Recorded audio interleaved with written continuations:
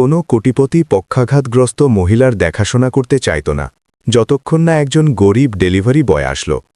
যখন চাকরির বিজ্ঞাপনে একজন বিশেষ রোগীর দেখাশোনার জন্য দ্বিগুণ বেতনের প্রতিশ্রুতি দেওয়া হলো, তখন ডজন ডজন প্রার্থী সেই বিলাসবহুল আবাসে পৌঁছে গেল।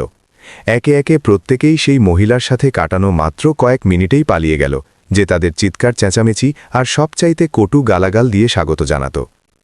ঠিক সেই মুহূর্তেই রোহন শর্মা তার মোটরসাইকেলটি সেই বিশাল বেটের সামনে পার্ক করল।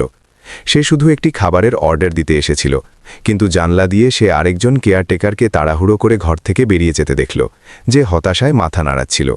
তার কৌতূহল তখন আরও বেড়ে গেল যখন সে পরিচারিকাকে দারোয়ানের কাছে বলতে শুনল যে এটি এই সপ্তাহের 10ম প্রার্থী ছিল।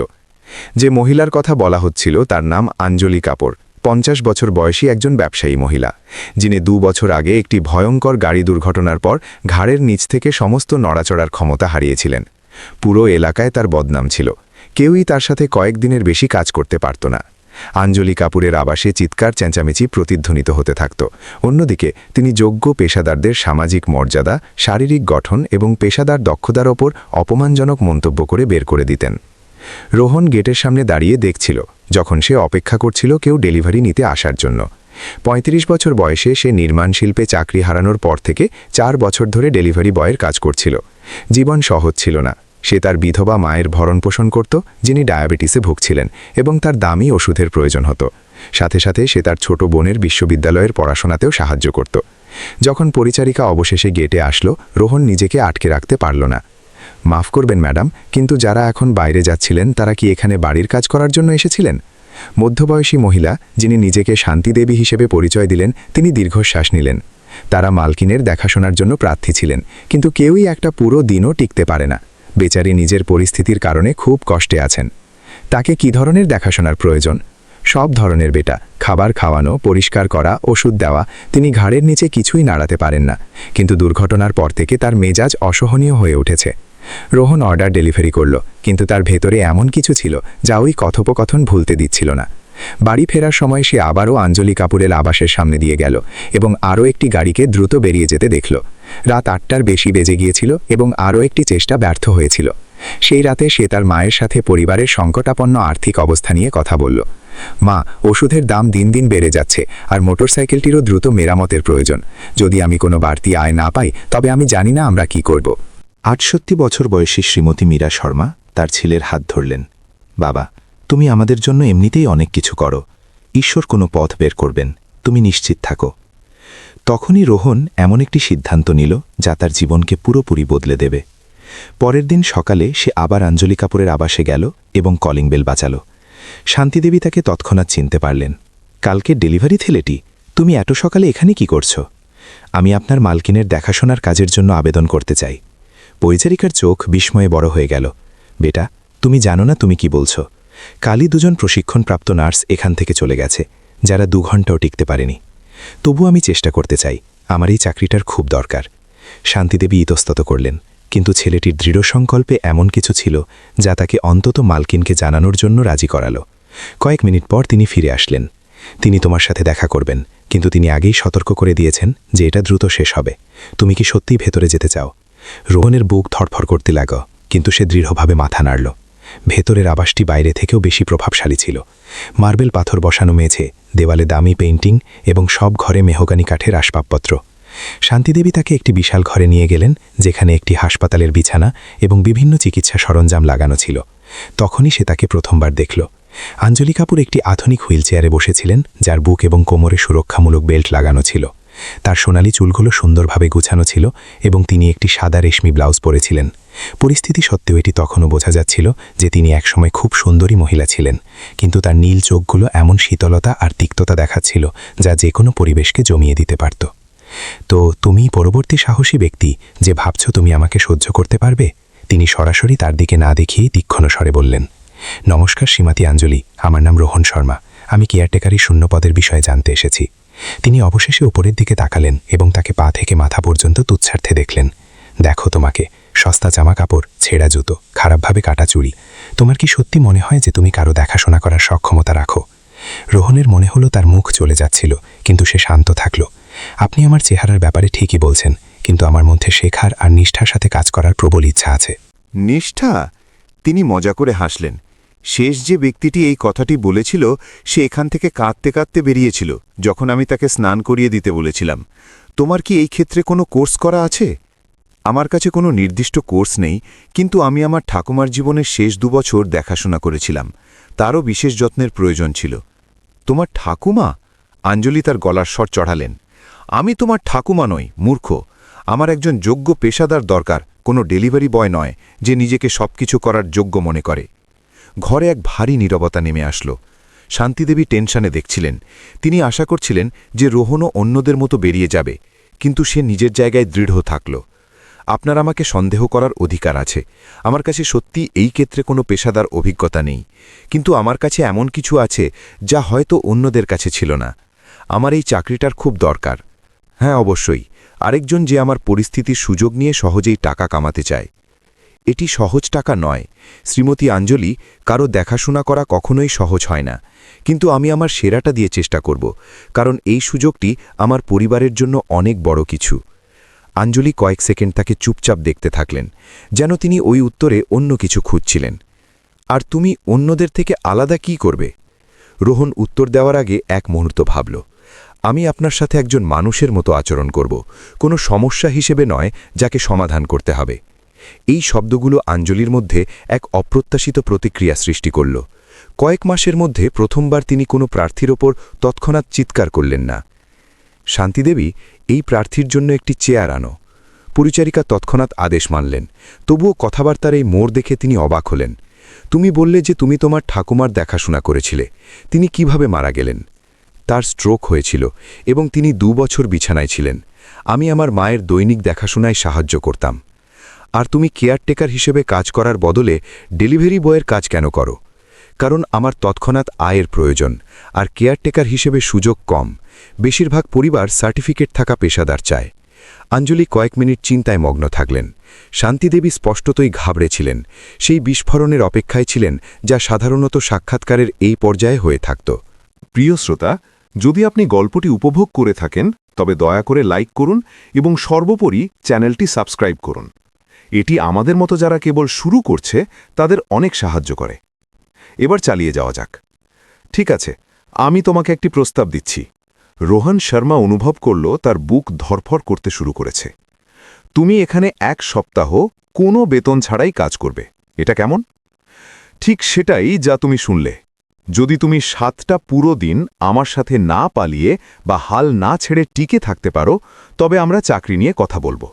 যদি তুমি আগেই হাল ছেড়ে দাও তবে তুমি কিছুই পাবে না এবং তোমাকে এখানে আর কখনো দেখা যাবে না। শান্তিদেবী হতবাক হয়ে গেলেন।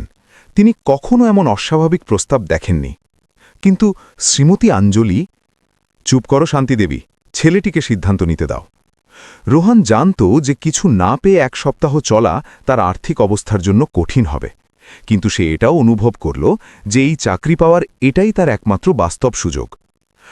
আমি প্রস্তাব গ্রহণ করছি। চমৎকার, তুমি কাল সকাল 6টায় শুরু করবে। শান্তিদেবী তোমার প্রাথমিক রুটিন বুঝিয়ে দেবে। আর স্পষ্ট করে দিই, আমি তোমাকে ইস্তফা দেওয়ানোর জন্য সম্ভাব্য সব চেষ্টা করব। আমি তোমার প্রতিটি ধৈর্যের পরীক্ষা নেব, যতক্ষণ না আমি জানতে পারি তুমি কখন ভাঙবে। বুঝেছ? আমার সন্দেহ আছে, কিন্তু অন্তত তোমাকে সতর্ক করা হয়েছে। এখন তুমি যেতে পারো। শান্তিদেবী, ওকে বাইরে দিয়ে এসো। যখন তারা ঘর থেকে বেরোল, পরিচারিকা দুশ্চিন্তায় রোহানের হাত ধরলেন। বেটা, তুমি জানো না তুমি এখন কি গ্রহণ করলে। তিনি একজন খুব দুঃখী মানুষ, কিন্তু তার সাথে চলা অসম্ভব। আসলে তার কি হয়েছিল? শান্তিদেবী চারদিকে তাকালেন যাতে নিশ্চিত হওয়া যায় কেউ তাদের শুনছে না।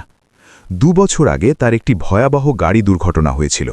তিনি কয়েক মাস হাসপাতালে ছিলেন এবং যখন তিনি বাড়ি ফিরলেন তখন জানতে পারলেন যে কোম্পানি প্রায় দেউলিয়া হয়ে গেছে, আর তার কাছের অনেক মানুষ কেবল তার পরিস্থিতির সুযোগ নিতে চেয়েছিল। আর পরিবার, ছেলেমেয়েরা কেবল তখনই এখানে আসে যখন তাদের টাকার দরকার হয়। তিনি সবার দ্বারা পরিত্যক্ত অনুভব করেন। তাই তিনি সেই সব মানুষের সাথে খারাপ ব্যবহার করেন যারা তাকে সাহায্য করার চেষ্টা করে। আমি বুঝতে পেরেছি। আর আমার প্রাথমিক রুটিন কি হবে? সকাল 6টায় পৌঁছে সকালের পরিষ্কার পরিচ্ছন্নতায় সাহায্য করা, তারপর প্রাতরাশ, ওষুধ, ফিজিওথেরাপির ব্যায়াম, দুপুরের খাবার, বিকেলের ওষুধ এবং রাতের খাবার। তুমি রাত ৮টার দিকে বের হবে, প্রতিদিন সোমবার থেকে শনিবার পর্যন্ত। রবিবার তিনি আমার সাথে থাকেন। রোহন মনে মনে সেই সময়ের হিসাব করল যা সে ডেলিভারি থেকে দূরে থাকবে। এটি একটি বিশাল আর্থিক ত্যাগ হবে, কিন্তু যদি সে স্থায়ী চাকরি পেয়ে যায় তবে এর ক্ষতিপূরণ দ্রুত হয়ে যাবে। ঠিক আছে, তবে কাল দেখা হবে। শুভকামনা বেটা, তোমার এটার খুব প্রয়োজন হবে। সেই রাতে রোহন তার মা আর বোন প্রিয়াকে সব কিছু বলল, যে নার্সিংয়ের ৩য় বর্ষে ছিল।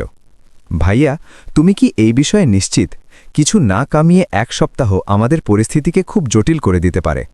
প্রিয়া, যদি আমি এই চাকরিটা পেয়ে যাই তবে এটা আমাদের আর্থিক সমস্যাগুলো একবারে সমাধান করে দেবে। বেতন ডেলিভারি থেকে আমি যা কামাই তার ৩ গুণেরও বেশি। শ্রীমতী মীরা শর্মা অন্য একটি বিষয় নিয়ে চিন্তিত ছিলেন।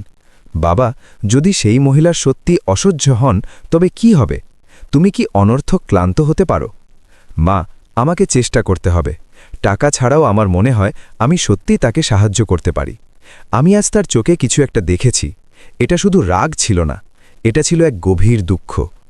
প্রিয়া, যে আগে হাসপাতালে ইন্টার্নশিপ করেছিল, তার ভাইকে কিছু গুরুত্বপূর্ণ পরামর্শ দিল। রোহন, মেরুদণ্ডে চোট থাকা রোগীরা খুব বিষণ্ণ আর আক্রমণাত্মক হতে পারেন। সবচাইতে ভালো কৌশল হল সবসময় শান্ত থাকা এবং এটা বোঝার চেষ্টা করা যে রাগ ব্যক্তিগতভাবে তোমার বিরুদ্ধে নয়। আমি এটা মনে রাখব। প্রথম সকালে রোহান ঠিক ৬টায় পৌঁছাল। শান্তিদেবী আগেই তার জন্য অপেক্ষা করছিলেন এবং তাকে সরাসরি অঞ্জলির ঘরে নিয়ে গেলেন। তিনি হাসপাতালের বিছানায় জেগেছিলেন এবং আগের দিনের চেয়েও বেশি উদাস দেখাচ্ছিল। তো তুমি ফিরে আসলে? আমি ভেবেছিলাম তুমি রাতারাতি নিজের মত বদলে ফেলেছ। নমস্কার শ্রীমতী অঞ্জলি, আমি এখানে কাজ করতে এসেছি। আমরা দেখব। শান্তিদেবী, একে প্রক্রিয়াগুলো বুঝিয়ে দাও আর তারপর সরে যাও। আমি দেখতে চাই ও একা সামলাতে পারে কিনা। পরিচারিকা তাকে দেখাতে শুরু করলেন যে অঞ্জলিকে বিছানা থেকে হুইল চেয়ারে কীভাবে নিয়ে যেতে হবে, স্নান কিভাবে প্রস্তুত করতে হবে আর ওষুধ কিভাবে সাজাতে হবে। সব কিছু রোহনের কল্পনার চেয়েও বেশি জটিল ছিল, কিন্তু সে প্রতিটি খুঁটিনাটিতে মনোযোগ দিল। এবার তুমি আমাকে স্নান করাবে, অঞ্জলি বললেন, যখন তারা একা রইলেন। অবশ্যই। অভিযোজিত স্নানঘরটি কোথায়? সেখানে, স্যুটের ভেতরে। আর তোমার তথ্যের জন্য বলে রাখি, আমি তোমার প্রতিটি নড়বড়ের সমালোচনা করব। প্রক্রিয়াটি সত্যিই কঠিন ছিল। অঞ্জলি জলের তাপমাত্রা, তাকে স্নানের চেয়ারে রাখার ভঙ্গি, শাওয়ারের চাপ এবং এমনকি সাবান ধরার পদ্ধতি নিয়েও অভিযোগ করলেন। তুমি খুব কঠোর, আমার হাতের যত্ন নাও, ওগুলোও সংবেদনশীল। মাফ করবেন, আমি আরও বেশি খেয়াল রাখব। আর এই জল খুব ঠান্ডা, তুমি কি চাও আমার নিউমোনিয়া হোক? রোহন ধৈর্য ধরে তাপমাত্রা সামঞ্জস্য করল। এখন এটা খুব গরম, তুমি কোনো কিছুই ঠিকমতো করতে পারো না। স্নান সম্পন্ন করতে ১ ঘন্টারও বেশি সময় লাগল, যেখানে সাধারণভাবে এতে ২০ মিনিট লাগত। কিন্তু রোহন একবারও অভিযোগ করল না। প্রাতরাশের সময় অঞ্জলি তার ধৈর্যের পরীক্ষা নিতে থাকলেন। এই ফলটা ভালোভাবে কাটা হয়েছে, একে ছোট ছোট টুকরো করো। টোস্টটা খুব পুড়ে গেছে, আরেকটা বানাও। এই জুসে অনেক বেশি বরফ আছে, কয়েকটা কিউব সরিয়ে নাও। প্রতিটি অনুরোধ বিনা তর্কে পূরণ করা হলো। অঞ্জলি তার প্রতিটি প্রতিক্রিয়া খুব মন দিয়ে দেখছিলেন। এটা আশা করছিলেন যে সে কখন ফেটে পড়বে বা হাল ছাড়বে। কিন্তু রোহন শান্ত থাকল এবং সে প্রতিটি সমস্যার সমাধান করল। ফিজিওথেরাপির ব্যায়ামের সময় তিনি বাহানা করলেন যে তার ব্যথা হচ্ছে এবং সহযোগিতা করতে অস্বীকার করলেন। আমি আজ ব্যায়াম করব না, আমার পিঠে খুব ব্যথা। আপনি কি ডাক্তার ডাকতে চান? ডাক্তারের দরকার নেই, আমি জাস্ট আজ ফিজিওথেরাপি করতে চাই না। ঠিক আছে, তবে আপনি কি করতে চাইবেন? প্রশ্নটি তাকে অবাক করল। সাধারণত কেয়ারটেকাররা ব্যায়ামের ওপর জোর দিতেন বা অস্বীকৃতিতে বিরক্ত হতেন। কি করতে চাইব? তোমার কাছে কি এখন কিছু খালি সময় আছে? এমন কোনো কাজ আছে যা আপনি ফিজিওথেরাপির বদলে করতে চাইবেন? অঞ্জলি কয়েক সেকেন্ড বিনা উত্তরে থাকলেন। অনেক দিন হয়ে গিয়েছিল যে কেউ তাকে জিজ্ঞেস করেছিল তিনি কি করতে চান। আমি ছাদের রোদে বসতে চাই। ঠিক আছে, আমি আপনাকে সেখানে নিয়ে যাব। সে হুইলচেয়ারটি বিশাল ছাদের দিকে ঠেলে নিয়ে গেল, যা একটি সুন্দরভাবে সাজানো বাগানে গিয়ে মিশছিল। দিনটি রৌদ্রকালো আর মনোরম ছিল। আপনার কি কিছু পান করতে বা খেতে লাগবে? চিনি ছাড়া একটি প্রাকৃতিক কমলার জুস। আমি এখনই আসছি। যখন রোহান রান্নাঘরে জুস তৈরি করছিল, শান্তিদেবী তাকে কৌতূহলী হয়ে দেখছিলেন। আজ তিনি কেমন আছেন? ঠিক আছেন। তিনি এখন ছাটে রোদ পোহাচ্ছেন। রোদ পোহাচ্ছেন? তিনি কয়েক মাস ধরে ওই ঘর থেকে বের হননি। তুমি তাকে কিভাবে রাজি করালে?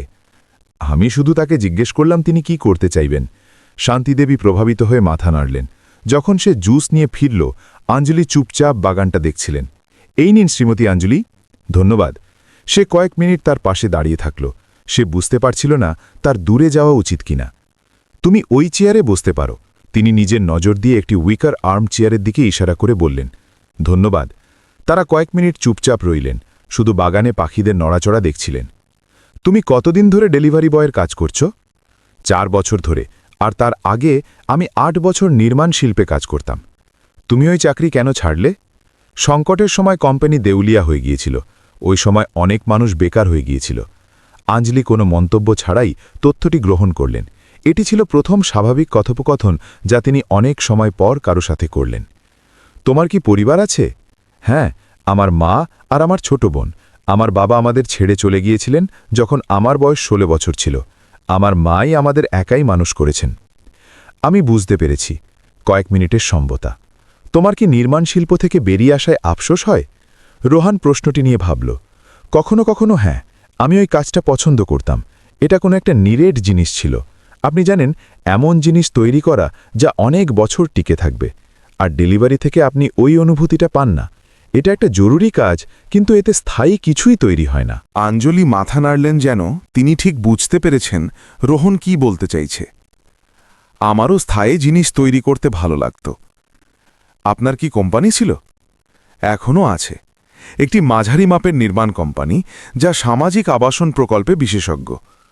আসলে তবে হয়তো আমরা অজান্তেই কোনো সাধারণ প্রকল্পে কাজ করেছি।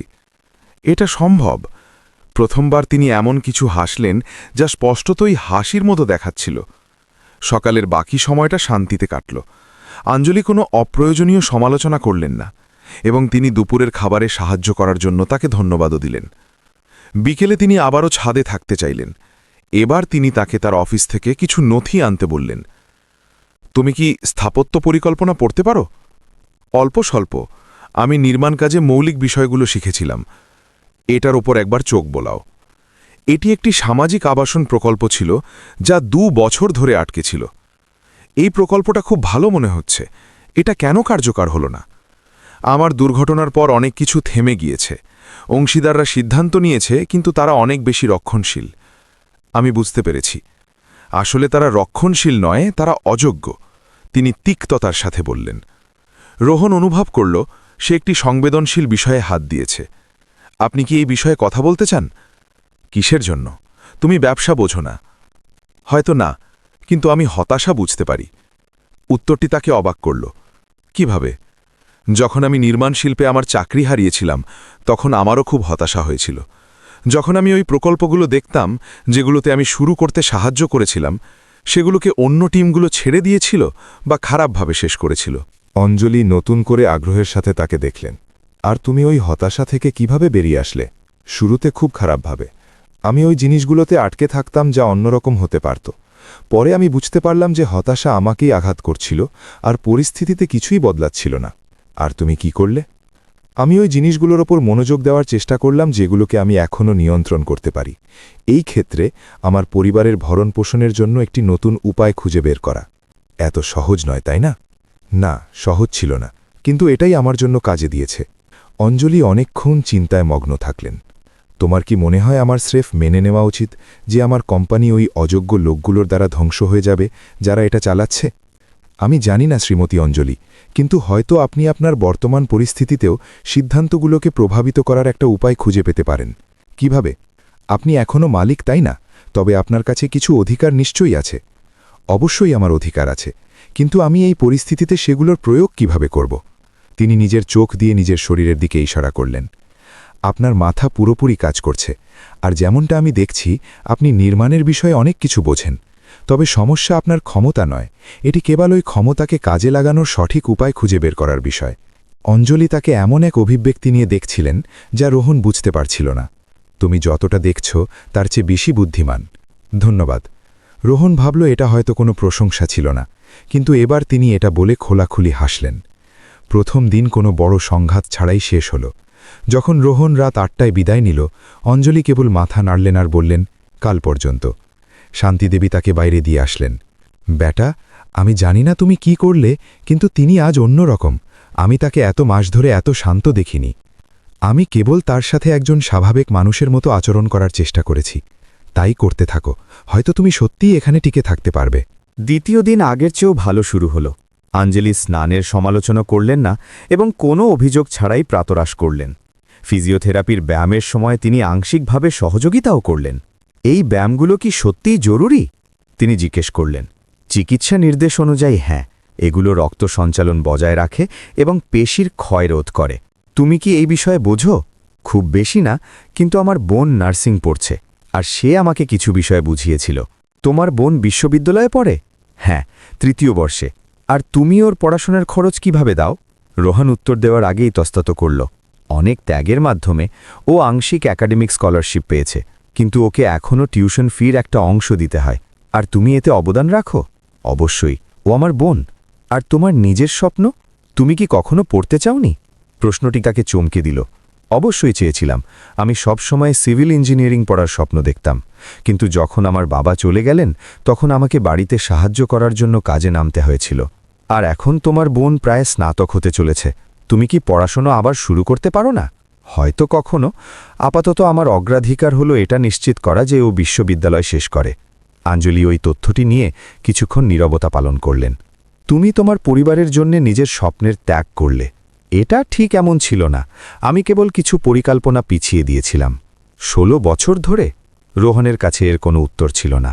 দুপুরের খাবারের সময় আঞ্জলি একটি অপ্রত্যাশিত প্রশ্ন করলেন। তুমি কি দেখতে চাও আমার কোম্পানি কিভাবে কাজ করে? কিভাবে?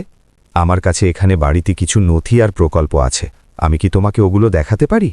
অবশ্যই, যদি আপনি চান। শান্তিদেবী, অফিস থেকে ফাইলগুলো ঘরে নিয়ে এসো। পরিচারিকা অবাক মনে হলেও আদেশ মানলেন। পুরো বিকেল আঞ্জলি রোহনকে বোঝালেন যে সামাজিক আবাসনের নির্মাণ কিভাবে কাজ করে। তিনি খরচের স্প্রেডশিট, নির্মাণ কর্মসূচি এবং স্থাপত্য প্রকল্পগুলো দেখালেন। এটি আমার সবচাইতে উচ্চাকাঙ্ক্ষী প্রকল্প ছিল, তিনি এক সেট পরিকল্পনা দেখিয়ে বললেন। নিম্ন আয়ের পরিবারের জন্য 100টি বাড়ির একটি এলাকা, যাতে ভর্তুকিযুক্ত অর্থায়ন ছিল। এটি অবিশ্বাস্য লাগছে।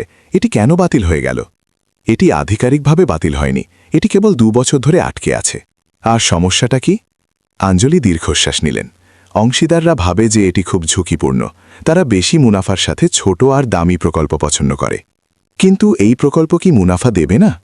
হ্যাঁ, দেবে, কিন্তু প্রতি ইউনিটে কম। পরিবর্তে 20টির বদলে 100টি বাড়ি হবে। রোহন ওই সংখ্যাগুলো বিশ্লেষণ করল যা তিনি তাকে দেখাচ্ছিলেন। আমার মূল্যায়ন অনুযায়ী এই প্রকল্পে মোট মুনাফা অনেক বেশি হবে। একেবারেই, কিন্তু তারা এটা দেখতে পায় না, আর আপনি একা সিদ্ধান্ত নিতে পারেন না।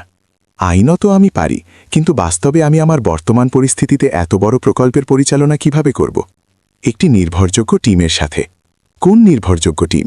দুর্ঘটনার পর আমি জানতে পেরেছিলাম যে আমার চারপাশের বেশিরভাগ মানুষ কেবল আমার টাকার অপর আগ্রহী ছিল। রোহন সমস্যার গোড়াটা বুঝতে পারল। এটা শুধু শারীরিক সীমাবদ্ধতা ছিল না, এটা ছিল মানুষের ওপর বিশ্বাস হারানো। আপনি কি এমন কিছু মানুষকে আবার চিনে নেওয়ার চেষ্টা করেছেন যারা সত্যি আপনার পরোয়া করে? যেমন শান্তিদেবী, উদাহরণস্বরূপ। তিনি এখানে কতদিন ধরে কাজ করছেন? 15 বছর ধরে। এবং তিনি দুর্ঘটনার পর অন্য কোথাও কাজ করতে যেতে পারতেন, তাই না? তিনি পারতেন, কিন্তু তিনি রয়ে গেলেন। এটার কি আপনার কাছে কোনো মানে নেই? আঞ্জলি চিন্তায় পড়ে গেলেন। তিনি বিষয়টিকে এই দিক থেকে আগে কখনো দেখেননি। এবং এমন আরও মানুষ নিশ্চয়ই থাকবে। হয়তো আপনাকে শুধু তাদের আবার চিনে নিতে শিখতে হবে। তোমার কি মনে হয় এটা এত সহজ? এটা সহজ নয়, তাই না? কিন্তু এটা অসম্ভব নয়। সেই বিকেলে আঞ্জলি দুর্ঘটনার পর প্রথমবারের মতো কেবল অতীতের জন্য আফসোস করার বদলে নিজের ভবিষ্যতের পরিকল্পনা সম্পর্কে কথা বলল। 3য় দিন প্রথম আসল পরীক্ষা নিয়ে আসলো। আঞ্জলি খুব খারাপ মেজাজে ঘুম থেকে উঠল এবং প্রথম সাক্ষাতের আক্রমণাত্মক আচরণে ফিরে গেল। তোমার আসতে অনেক দেরি হয়ে গেছে, 6:05 বেজে গেছে। আমাকে ক্ষমা করবেন শ্রীমতী আঞ্জলি, আজ ট্রাফিক বেশি ছিল। আমার তোমার বাহানায় কোনো আগ্রহ নেই। যদি তুমি সময় মতো পৌঁছাতে না পারো, তবে হয়তো তুমি এই চাকরির জন্য উপযুক্ত নও। আপনি ঠিকই বলছেন, আমি কাল বাড়ি থেকে তাড়াতাড়ি বের হব। আর একটা কথা, কাল তুমি আমার নথিগুলোকে অনুমতি ছাড়া ছুঁয়েছিলে। কিভাবে? আপনি আমাকে নথিগুলো দেখিয়েছিলেন। আমি তোমাকে আমার কাগজগুলো ছোঁয়ার অনুমতি দিইনি। তুমি সবকিছু অগোছালো করে দিয়েছিলে।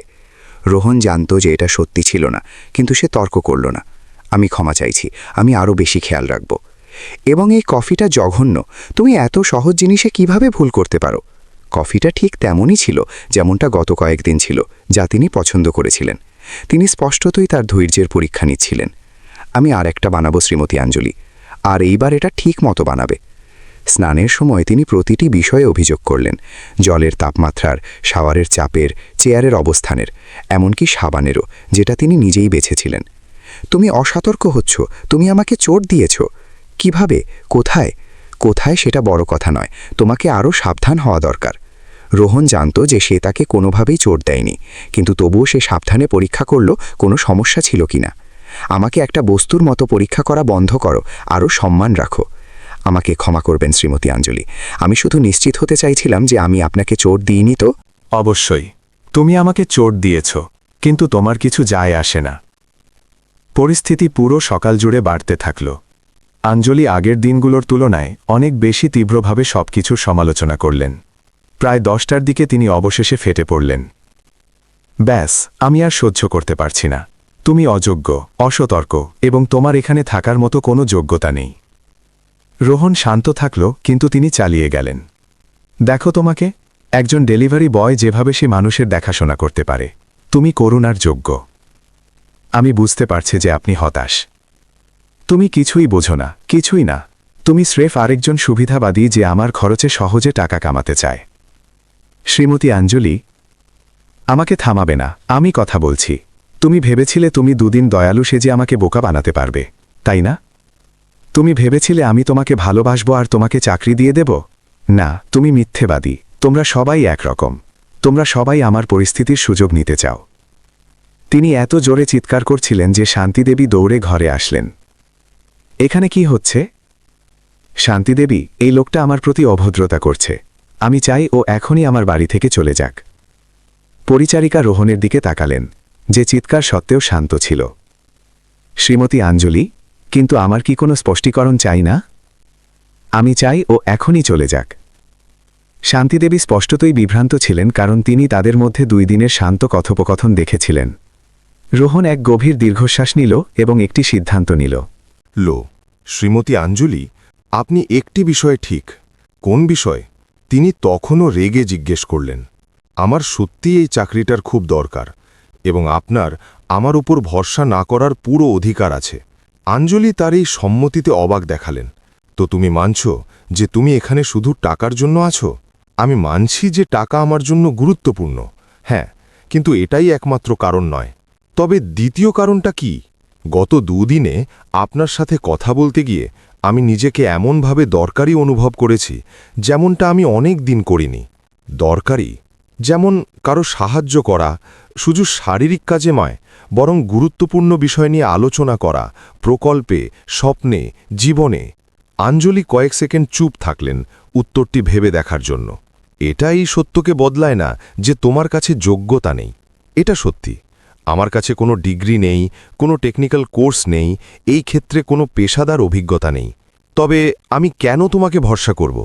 কারণ আমি এখানে 3 দিন ধরে আছি। আপনি আমাকে সম্ভাব্য সব উপায় পরীক্ষা করেছেন, এবং আমি একবারও হার মানিনি বা ধৈর্য হারাইনি।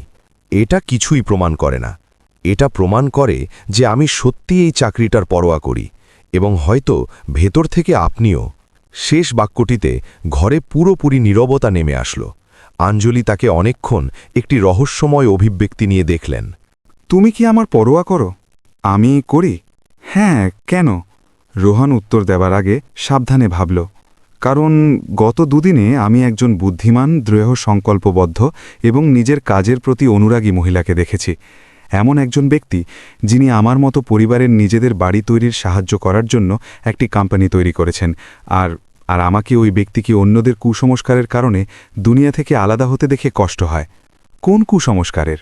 এটা বিশ্বাস করার কুসংস্কার যে আপনি হুইলচেয়ারে আছেন, তাই আপনি গুরুত্বপূর্ণ বিষয়গুলিতে অবদান রাখতে পারেন না। অঞ্জলি ওই কথাগুলোতে স্পষ্টত আবেগপ্রবণ হয়ে পড়লেন। তুমি কি সত্যি এটা বিশ্বাস করো? আমি বিশ্বাস করি। আপনার দুর্ঘটনা আপনার শারীরিক অবস্থা বদলে দিয়েছে, কিন্তু এটি আপনার বুদ্ধিমত্তা, আপনার অভিজ্ঞতা বা সিদ্ধান্ত নেবার ক্ষমতাকে বদলায়নি। তার চোখে জল আসতে লাগল। এত সময় হয়ে গেল যে কেউ আমাকে এভাবে দেখেনি। তবে হয়তো সময় এসছে যে আপনি নিজেকে আবার এভাবে দেখা শুরু করবেন। শান্তিদেবী কথোপকথন দেখে আবেগপ্রবণ হচ্ছিলেন, নিজের মালকিনকে 2 বছরে প্রথমবারের মতো এমন অবস্থা দেখাতে। অঞ্জলি কয়েক মিনিট চুপ থাকলেন। ঠিক আছে, তুমি আজকের পরীক্ষায় পাশ করে গেছ। পরীক্ষা, এটা জানার জন্য যে তুমি ধৈর্য বজায় রাখবে কিনা তখনও, যখন আমি সত্যিই সহ্য করার মতো ছিলাম না। বাকি সবাই প্রথমবারই পালিয়ে গিয়েছিল, আর যদি আমিও চলে যেতাম তবে আমি জানতাম যে আমি তোমার ব্যাপারে ঠিক ছিলাম, কিন্তু আমি যাইনি। না, আর এর মানে হলো হয়তো আমি ভুল ছিলাম। এটি প্রথমবার ছিল যখন অঞ্জলি দুর্ঘটনার পর থেকে স্বীকার করলেন যে তিনি কোনো বিষয়ে ভুল হতে পারেন। শান্তিদেবী, একটি বিশেষ দুপুরের খাবার তৈরি করো। আজ আমাদের কাছে উদযাপন করার মতো কিছু আছে। কি উদযাপন করব মালকিন? এই তথ্যটি যে হয়তো আমি এমন কাউকে পেয়ে গেছি যার উপর আমি ভরসা করতে পারি। সেই বিকেলে তাদের মধ্যে সমীকরণ পুরোপুরি বদলে গেল।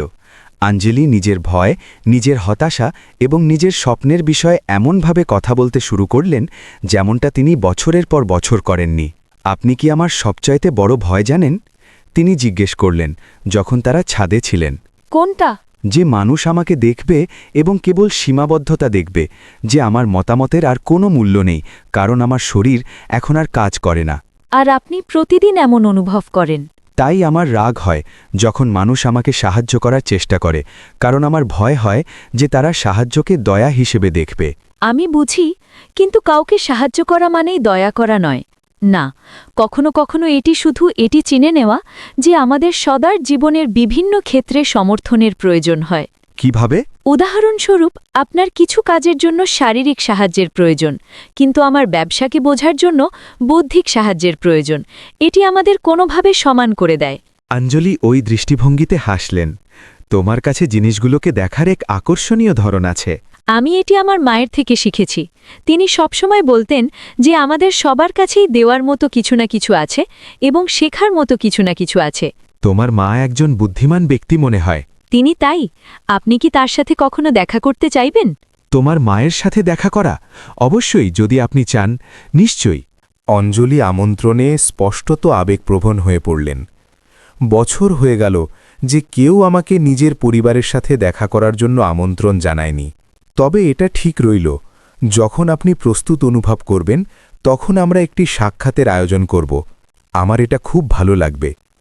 চতুর্থ দিন একটি নতুন আবিষ্কার নিয়ে আসলো যা সব কিছু বদলে দিল। অঞ্জলি কিছু নথিপত্র পরীক্ষা করছিলেন যখন তিনি একটি ফাইল পেলেন যা তিনি ভুলে গিয়েছিলেন। রোহন, তুমি কি আমার একটা জিনিসে সাহায্য করতে পারো? অবশ্যই শ্রীমতী অঞ্জলি। এই ফাইলে কিছু গুরুত্বপূর্ণ কাগজ আছে যেগুলো আমি ঠিকমতো পড়তে পারছি না। তুমি কি আমাকে সেগুলো পড়ে দিতে পারো? কোনো ব্যাপার না। যখন রোহন ফাইলটি খুলল তখন সে এমন কিছু নথি পেল যা তাকে বিভ্রান্ত করে দিল। শ্রীমতী অঞ্জলি, এই নথিটি দান আর একাডেমিক স্কলারশিপের বিষয়ে। হ্যাঁ, তুমি ওটা একদিকে সরিয়ে রাখতে পারো, কিন্তু এখানে অনেক নাম আর বড় অঙ্কের টাকা আছে। অঞ্জলি স্পষ্টত অস্বস্তি বোধ করতে লাগলেন। এটা স্রেফ একটা পুরনো প্রকল্প, এটার কোনো গুরুত্ব নেই। কার পুরনো প্রকল্প? রোহন, দয়া করে ওই কাগজগুলো রেখে দাও। কিন্তু সে ইতিমধ্যেই এতটাই দেখে ফেলেছিল যে কিছু একটা অসাধারণ বুঝে গিয়েছিল। শ্রীমতী অঞ্জলি, আপনি ডজন ডজন অভাবী যুবকদের পড়াশোনার জন্য টাকা দিচ্ছিলেন। আমি দুর্ঘটনার আগে করছিলাম। আর আপনি কেন থামলেন? কারণ আমি এখন ওই বিষয়গুলো সরাসরি পরিচালনা করতে পারি না। কিন্তু ওই যুবকদের কি হলো? আঞ্জলি দীর্ঘশ্বাস নিলেন। তাদের নিজেদের পড়াশোনার খরচ চালানোর অন্য উপায় খুঁজতে হয়েছে। কেউ সফল হয়েছে, অন্য কাউকেও আমি জানি না। রোহন তার উদারতার সীমা অনুভব করে এক তীব্র আবেগ অনুভব করল। আপনি গত 10 বছরে কত মানুষের সাহায্য করেছেন? সরাসরি 83 জন যুবক ছিল। পরোক্ষভাবে সামাজিক আবাসন প্রকল্পের মাধ্যমে হাজার হাজার পরিবার ছিল। আর কেউ এটা জানে না। আমি সবসময় বেনামে সাহায্য করতে পছন্দ করতাম। আমি লোক দেখানো পছন্দ করি না। আপনি দান কেন বন্ধ করলেন? কারণ আমার কাছে এখন ব্যক্তিগতভাবে প্রতিটি বিষয় দেখাশোনার কোনো উপায় নেই এবং আমি অন্য কারো উপর ভরসা করি না যে সে আমার হয়ে এমনটা করবে। রোহন আঞ্জলির আসল চরিত্র বুঝতে পারল। তিনি জন্মগতভাবে তিক্ত মানুষ ছিলেন না, বরং এমন একজন মানুষ ছিলেন যিনি হতাশার কারণে নিজের মন বন্ধ করে নিয়েছিলেন। আর যদি আমি আপনাকে ওই প্রকল্পগুলো আবার শুরু করতে সাহায্য করি, কিভাবে? আমি আপনার চোখ আর আপনার পা হতে পারি, উপকারভোগীদের সাথে দেখা করতে পারি, অগ্রগতির সাথে থাকতে পারি, বিস্তারিত হিসাব নিকাশ দিতে পারি। আঞ্জলি অবাক হয়ে তাকে দেখলেন। তুমি কি এমনটা করবে? অবশ্যই। এত গুরুত্বপূর্ণ কাজে অংশ নেওয়া সম্মানের বিষয় হবে। কিন্তু তোমার সামাজিক কাজের অভিজ্ঞতা নেই। আমার সেটার দরকার নেই। আমার শুধু সততার নিষ্ঠার প্রয়োজন, আর সেটা আমি অবশ্যই দিতে পারি। আঞ্জলি প্রস্তাবে আবেগপ্রবণ হয়ে পড়লেন। জানো কি, হয়তো আবারও চেষ্টা করার সময় এসেছে। আপনি কোথা থেকে শুরু করতে চাইবেন? চলো দেখি ওই যুবকরা কেমন আছে যারা আমার দুর্ঘটনার পর সমর্থন হারিয়েছিল। কারো কারো নিজেদের পড়াশোনা শেষ করার জন্য সাহায্যের দরকার হবে। চমৎকার আইডিয়া। সেই বিকেলে তারা পুরনো যোগাযোগগুলো গুছিয়ে নেওয়া এবং সাবেক উপকারভোগীদের আবার খুঁজে বের করার পরিকল্পনায় কয়েক ঘন্টা কাটালেন। রোহন, তুমি কি জানো এটার মানে কি? কি? যদি আমরা এই প্রকল্পগুলোকে আবার সক্রিয় করতে সফল হই, তবে আমরা আবারও অনেক মানুষের জীবন বদলে দেব। এটি অবিশ্বাস্য, শ্রীমতী আঞ্জলি। আর তুমি জানো সবচাইতে ভালো ব্যাপার কি? কি? 2 বছর ধরে নিজেকে অপদার্থ মনে করার পর অবশেষে আমি আবারও একটি উদ্দেশ্য খুঁজে পাব। তার মুখে খুশির জল বইছিল। পঞ্চম দিন পুরোপুরি আলাদা শক্তির সাথে শুরু হল। আঞ্জলি উত্তেজিত আর পরিকল্পনায় ভরপুর ছিলেন। তিনি শান্তিদেবীকে বাড়ির ওই অফিসটি তৈরি করতে বললেন, যা দুর্ঘটনার পর থেকে বন্ধ ছিল। আমরা ওই জায়গাটাকে আমাদের অপারেশন সেন্টারে বদলে দেব, তিনি রোহনকে বললেন। অপারেশন সেন্টার কিসের জন্য? সামাজিক প্রকল্পগুলো পরিচালনা করার জন্য, আর কোম্পানিকে দূর থেকেও ট্র্যাক করার জন্য। আপনি আবারও নির্মাণ কোম্পানিতে যুক্ত হবেন? হ্যাঁ, আমি এমনটাই করব। আমি বুঝলাম যে আমি বাড়ি থেকে অনেক কিছুরই পরিচালনা করতে পারি, বিশেষ করে তোমার সাহায্যে। আমার সাহায্যে? অবশ্যই। তুমি বাইরের প্রকল্পগুলোতে আমার চোখ আর কান হবে, কিন্তু আমি তো প্রশাসন সম্পর্কে কিছু বুঝি না। তুমি শিখবে আর আমি তোমাকে শেখাবো। শান্তিদেবী নিজের মালকিনকে আবারও জীবনে আগ্রহী হতে দেখে খুব খুশি ছিলেন। আমি তাকে এত সময় ধরে এত উত্তেজিত দেখিনি। তাকে এভাবে দেখে ভালো লাগে, তাই না? এটা চমৎকার। বেটা, তুমি সত্যি এখানে এক অলৌকিক কাণ্ড করলে। আমি কোনো অলৌকিক কাণ্ড করিনি। আমি কেবল তার সাথে একজন সক্ষম ব্যক্তির মতো আচরণ করেছি, আর ঠিক এটাই তিনি শুনতে চেয়েছিলেন। বিকেলে আঞ্জলি 2 বছরের প্রথমবারের মতো নির্মাণ কোম্পানিকে ফোন করলেন। নমস্কার অনন্যা, আমি আঞ্জলি। হ্যাঁ, আমি অনেক ভালো আছি। না, তোমাকে এখানে আসার দরকার নেই। আমি কেবল কাল সব অংশীদারদের সাথে একটি ভিডিও কনফারেন্স মিটিং চাই। রোহন ফোনের ওপাশে থাকা ব্যক্তির গলায় বিস্ময় শুনতে পাচ্ছিল। হ্যাঁ, ভিডিও কনফারেন্সের মাধ্যমে আমাকে কিছু গুরুত্বপূর্ণ প্রকল্পে আলোচনা করতে হবে। না, এটি নাটকীয় কিছু নয়। আমি শ্রেস কোম্পানির সিদ্ধান্তে আমার অংশগ্রহণ আবারও শুরু করতে চাই। যখন তিনি ফোন রাখলেন তখন আঞ্জলি উজ্জ্বল হয়ে উঠেছিলেন। কাল আকর্ষণীয় হতে চলেছে। আপনি কি ঘাবড়ে আছেন? আমি উত্তেজিত। আমার এত সময় হয়ে গিয়েছিল যে আমি নিজের অংশীদারদের মুখোমুখি হওয়ার জন্য নিজেকে প্রস্তুত মনে করিনি। আর এখন তোমার সাথে আছি, আমার মনে হয় আমি যে কোনো কিছু করতে সক্ষম।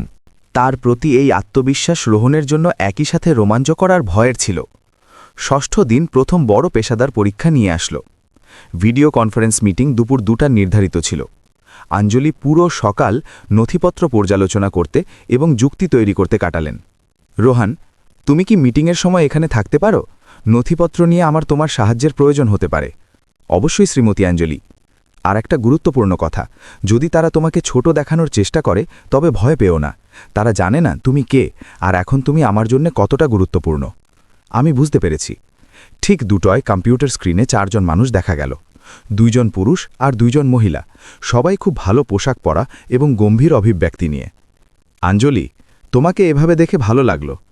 মহিলাদের মধ্যে একজন বললেন, ধন্যবাদ অনন্যা। যেমনটা আপনারা দেখতে পাচ্ছেন, আমি অনেক ভালো আছি। আমরা জানতে পারলাম যে আপনি একজন নতুন কেয়ারটেকার রেখেছেন। পুরুষদের মধ্যে একজন কিছুটা সন্দেহের সুরে বললেন, হ্যাঁ, আমি লিখেছি রাজেশ। আসলে ও আমার সাথেই এখানে আছে। রোহান, এসো, আমার অংশীদারদের নমস্কার করো।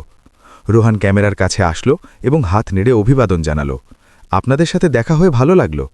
প্রতিক্রিয়া স্পষ্টতই শীতল ছিল। অংশীদাররা একে অপরকে কিছুটা ইঙ্গিতপূর্ণভাবে দেখলেন। আঞ্জলি, আমরা কি ব্যক্তিগতভাবে কথা বলতে পারি? অনন্যা পরামর্শ দিলেন। দরকার নেই। রোহান এখন আমার ডান হাত। যা কিছু আপনারা আমাকে বলবেন, ওরও সেটা জানার দরকার আছে। অংশীদারদের মধ্যে অস্বস্তি স্পষ্ট ছিল। ঠিক আছে, রাজেশ বললেন।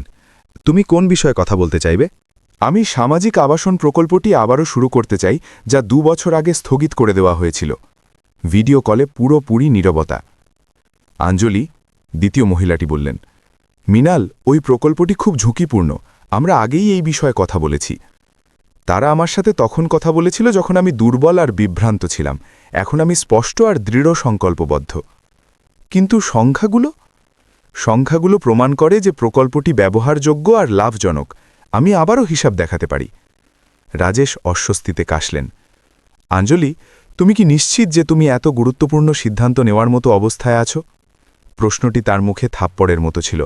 রোহন দেখল যে তার মুখ তৎক্ষণাৎ শক্ত হয়ে গেল। তুমি কি বললে? রাজেশ, এটাকে ভুল বুঝো না, কিন্তু তুমি এক অনেক বড় আঘাতের মধ্যে দিয়ে গিয়েছ। হয়তো এটা অনেক তাড়াতাড়ি হয়ে যাচ্ছে। কিসের জন্য? নিজের বুদ্ধি ব্যবহার করার জন্য? এমনটা নয়, কিন্তু ব্যবসায়িক সিদ্ধান্তের জন্য। কিসের জন্য? পায়ের দরকার আছে যেগুলো কাজ করে। ভিডিও কলে অস্বস্তি স্পষ্ট ছিল। আঞ্জলি, দয়া করে আমাদের কথাগুলোকে ঘুরিয়ে পেঁচিয়ে বলো না, অনন্যা বললেন। নিজের কথাগুলো স্পষ্ট করো।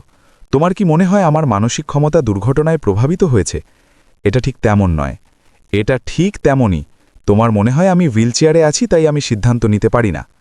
রোহন দেখল যে আঞ্জলি খুব বিরক্ত হচ্ছিলেন এবং সে হস্তক্ষেপ করার সিদ্ধান্ত নিল। মাফ করবেন।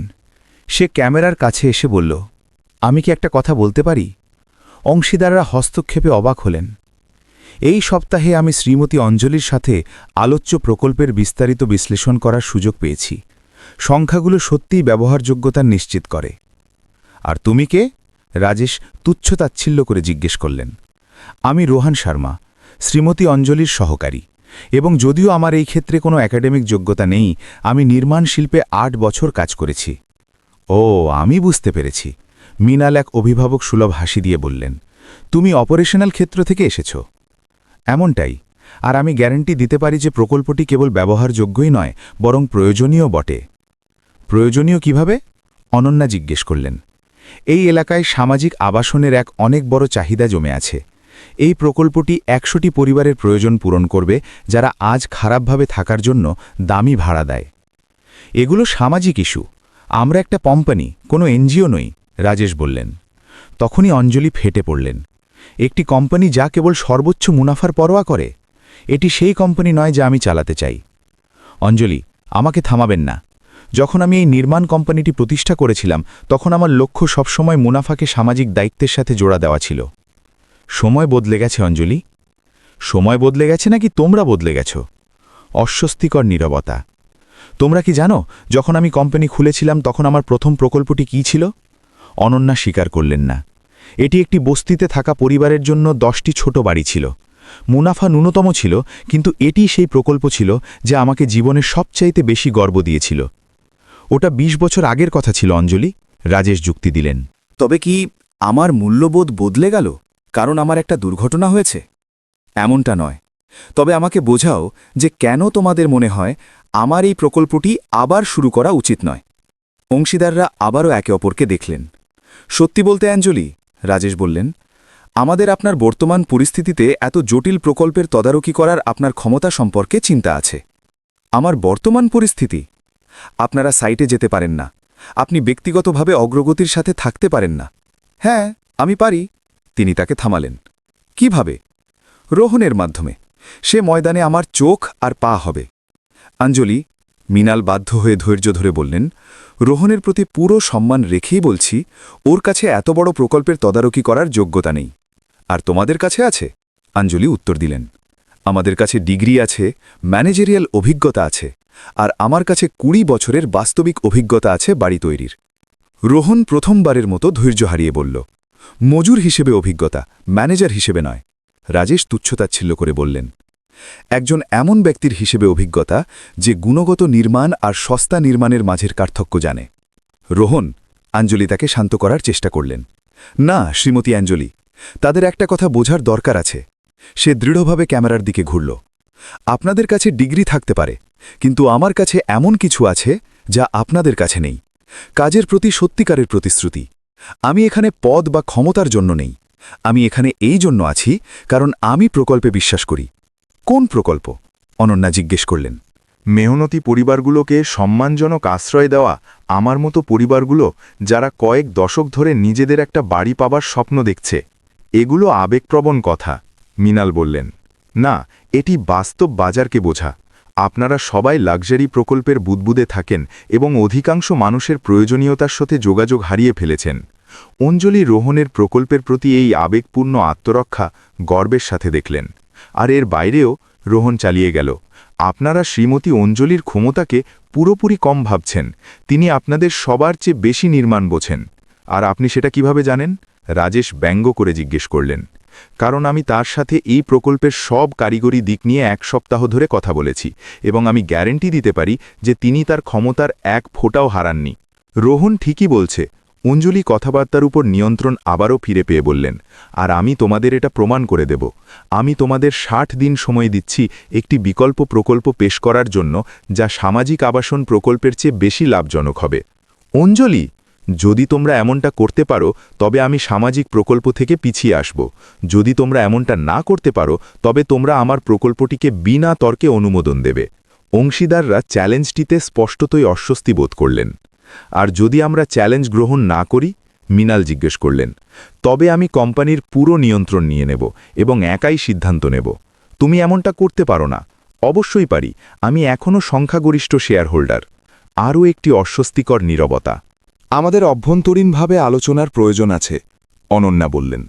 তোমাদের কাছে কাল পর্যন্ত সময় আছে সিদ্ধান্ত নেওয়ার, আঞ্জলি বললেন, এবং ভিডিও কনফারেন্স কেটে দিলেন। যখন স্ক্রিন কালো হয়ে গেল তখন তিনি উজ্জ্বল চোখে রোহানের দিকে ঘুরলেন। ধন্যবাদ। কেন? আমাকে রক্ষা করার জন্য, আমাদের প্রকল্প রক্ষা করার জন্য। আমাদের প্রকল্প? হ্যাঁ, এখন আমরা এতে অংশীদার। রোহান এক অবর্ণনীয় অনুভূতি অনুভব করল। জীবনে প্রথমবারের মতো সে তার তাৎক্ষণিক প্রয়োজনের চেয়ে অনেক বড় কিছুর অংশ ছিল। পরীক্ষার সপ্তাহের 7ম এবং শেষ দিনটি উত্তেজনায় ঠাসা ছিল। আঞ্জলি অংশীদারদের উত্তরের অপেক্ষায় চিন্তিত হয়ে উঠল। পুরো সকাল সে নথিপত্র পর্যালোচনা করতে আর হিসাব করতে অস্থির ছিল। আর যদি তারা চ্যালেঞ্জ অস্বীকার করে? সে রোহানকে জিজ্ঞেস করল। তবে আপনি কোম্পানির নিয়ন্ত্রণ নিয়ে নেবেন, যেমনটা আপনি কাল বলেছিলেন। কিন্তু আমার কি তেমনটা করার সাহস হবে? আপনার যে কোনো কিছু করার সাহস আছে। শ্রীমতী আঞ্জলি, আপনি এত নিশ্চিত কিভাবে হতে পারেন? কারণ আমি আপনাকে এই সপ্তাহে নিজের ভয়ের মোকাবিলা করতে দেখেছি। আমি আপনাকে বিছানা থেকে ছাদ পর্যন্ত যেতে দেখেছি। কোম্পানিতে আবারও আগ্রহ নিতে দেখেছি। নিজের অংশীদারদের মোকাবিলা করতে দেখেছি। এ সব কিছুই আপনার সাহায্যের কারণে নয়, এ সব কিছু আপনার নিজের শক্তিতে হয়েছে। আমি শুধু সমর্থন দিয়েছি। আঞ্জলি আবেগপ্রবণ হয়ে হাসল। রোহান, কোম্পানির সাথে যাই হোক না কেন, আমি তোমাকে একটি আনুষ্ঠানিক প্রস্তাব দিতে চাই। কি প্রস্তাব? আমি চাই তুমি আমার সাথে স্থায়ীভাবে কাজ করো, শুধু কেয়ারটেকার হিসেবে নয়, বরং আমার এক্সিকিউটিভ অ্যাসিস্ট্যান্ট হিসেবে। Executive assistant? একেবারেই। তুমি বাইরের পৃথিবীর সাথে আমার যোগাযোগ মাধ্যম হবে। তুমি সাইট, গ্রাহক এবং সরবরাহকারীদের কাছে যাবে। তুমি ব্যবসায় আমার চোখ আর আমার পা হবে। কিন্তু আমার তো এর কোনো যোগ্যতা নেই। তোমার কাছে তার চেয়েও ভালো কিছু আছে, সততা, নিষ্ঠা আর মানুষকে বোঝার ক্ষমতা। এই গুণগুলো বিশ্ববিদ্যালয়ে শেখা যায় না। আর আমার বেতন কি হবে? আঞ্জলি এমন এক অঙ্কের কথা উল্লেখ করল যা রোহানকে অবাক করে দিল। এটা ডেলিভারি বয় হিসেবে তার উপার্জনের 4 গুণেরও বেশি ছিল। আপনি কি নিশ্চিত, ম্যাডাম? একেবারেই। তুমি এর চেয়েও বেশি কিছুর যোগ্য। দুপুর 3টের সময় ফোন বাজল। অনন্যার ফোন ছিল। আঞ্জলি, আমরা তোমার প্রস্তাব নিয়ে কথা বলেছি এবং আমরা চ্যালেঞ্জ গ্রহণ করেছি। আঞ্জলি আর রোহান সন্তুষ্টির সাথে একে অপরের দিকে তাকাল। ঠিক আছে, আজ থেকে 60 দিন, আমরা একমত। কিন্তু আমাদের একটি শর্ত আছে। কোনটি? যদি আমরা জিতি তবে আপনি 2 বছর পর্যন্ত আমাদের সিদ্ধান্তে প্রশ্ন তোলা বন্ধ করবেন। আর যদি আমি জিতি তবে আপনারা আমাকে কোনো প্রশ্ন ছাড়াই কোম্পানির সক্রিয় নিয়ন্ত্রণ আবারও শুরু করতে দেবেন। চুক্তি পাক্কা। যখন সে ফোন রাখল, আঞ্জলি উজ্জ্বল হয়ে উঠেছিলেন। আমরা করে দেখিয়েছি। ঠিক কি করে দেখিয়েছেন? আমরা যে ঠিক তা প্রমাণ করার একটি সুযোগ। আর যদি আমরা সফল না হই? আমরা সফল হবই, আমার এ বিষয়ে পুরো বিশ্বাস আছে। তার বিশ্বাস সংক্রামক ছিল। রাতে যখন রোহন যাওয়ার প্রস্তুতি নিচ্ছিল, আঞ্জলি এক মর্মস্পর্শী স্বীকারোক্তি করল। রোহন, এটা দুর্ঘটনার পর আমার জীবনের সবচাইতে গুরুত্বপূর্ণ সপ্তাহ ছিল। কেন? কারণ তুমি আমাকে এটা খুঁজে পেতে সাহায্য করেছ যে আমার জীবন শেষ হয়ে যায়নি, শুধু তার দিক বদলে গেছে। আপনার মধ্যে সবসময়ই সেই শক্তি ছিল। আপনার শুধু এমন কাউকে দরকার ছিল যে আপনাকে সেটা মনে করিয়ে দেবে। আর তুমি সেটাই করেছ, তাই তোমাকে আনুষ্ঠানিকভাবে চাকরিতে রাখা হলো, এমনকি যদি তোমার প্রকল্প কাজ নাও করে। বিশেষ করে যদি এটা কাজ না করে, তবে আমাদের আরও ভালো কোনো প্রকল্প তৈরির দরকার হবে। রোহন হাসল, এটা অনুভব করে যে তার জীবন পুরোপুরি বদলে যেতে চলেছে। শ্রীমতী আঞ্জলি, আমি কি আপনাকে একটি ব্যক্তিগত প্রশ্ন করতে পারি? অবশ্যই। আপনি কি এই সপ্তাহে সত্যি আমার ধৈর্যের পরীক্ষা নিচ্ছিলেন, নাকি আপনি সত্যি সত্যি মাঝে মাঝে আমার ওপর রেগে যাচ্ছিলেন? আঞ্জলি দুর্ঘটনার পর প্রথমবারের মতো জোরে হাসল। দুটোই। আমাকে তোমার পরীক্ষা নিতে হতো, কিন্তু আমি তোমার সাথে বন্ধুত্ব করার কারণেও সত্যি সত্যি বিরক্ত ছিলাম। সেটা কিভাবে? কারণ আমার আবারও হতাশ হবার ভয় ছিল। মানুষকে ভালোবাসার চেয়ে তাদের দূরে সরিয়ে দেওয়া সহজ। আর এখন আমি আবারও বিশ্বাস করার ঝুঁকি নেওয়ার সিদ্ধান্ত নিয়েছি, আর মনে হচ্ছে যে এর জন্য আমার আক্ষেপ নেই। আমারও নেই শ্রীমতী আঞ্জলি, আমারও নেই। রোহন যখন সেই রাতে আঞ্জলি কাপুরের নিবাস থেকে বেরোল, সে জানত যে তার জীবন আর আগের মতো থাকবে না। এক সপ্তাহে সে শুধু একটি চাকরি নয়, বরং একটি উদ্দেশ্যও খুঁজে পেয়েছিল। আর অঞ্জলি তাকে জানালা দিয়ে যেতে দেখে হাসল, এটা জেনে যে অবশেষে সে এমন কাউকে পেয়েছে যে তাকে সীমাবদ্ধ কোনো ব্যক্তি হিসেবে নয়, বরং অসীম সম্ভাবনাময় একজন মানুষ হিসেবে দেখে। পরীক্ষার সপ্তাহ শেষ হয়ে গিয়েছিল, কিন্তু বাস্তবে তাদের দুজনের জন্য এক নতুন জীবন মাত্র শুরু হয়েছিল।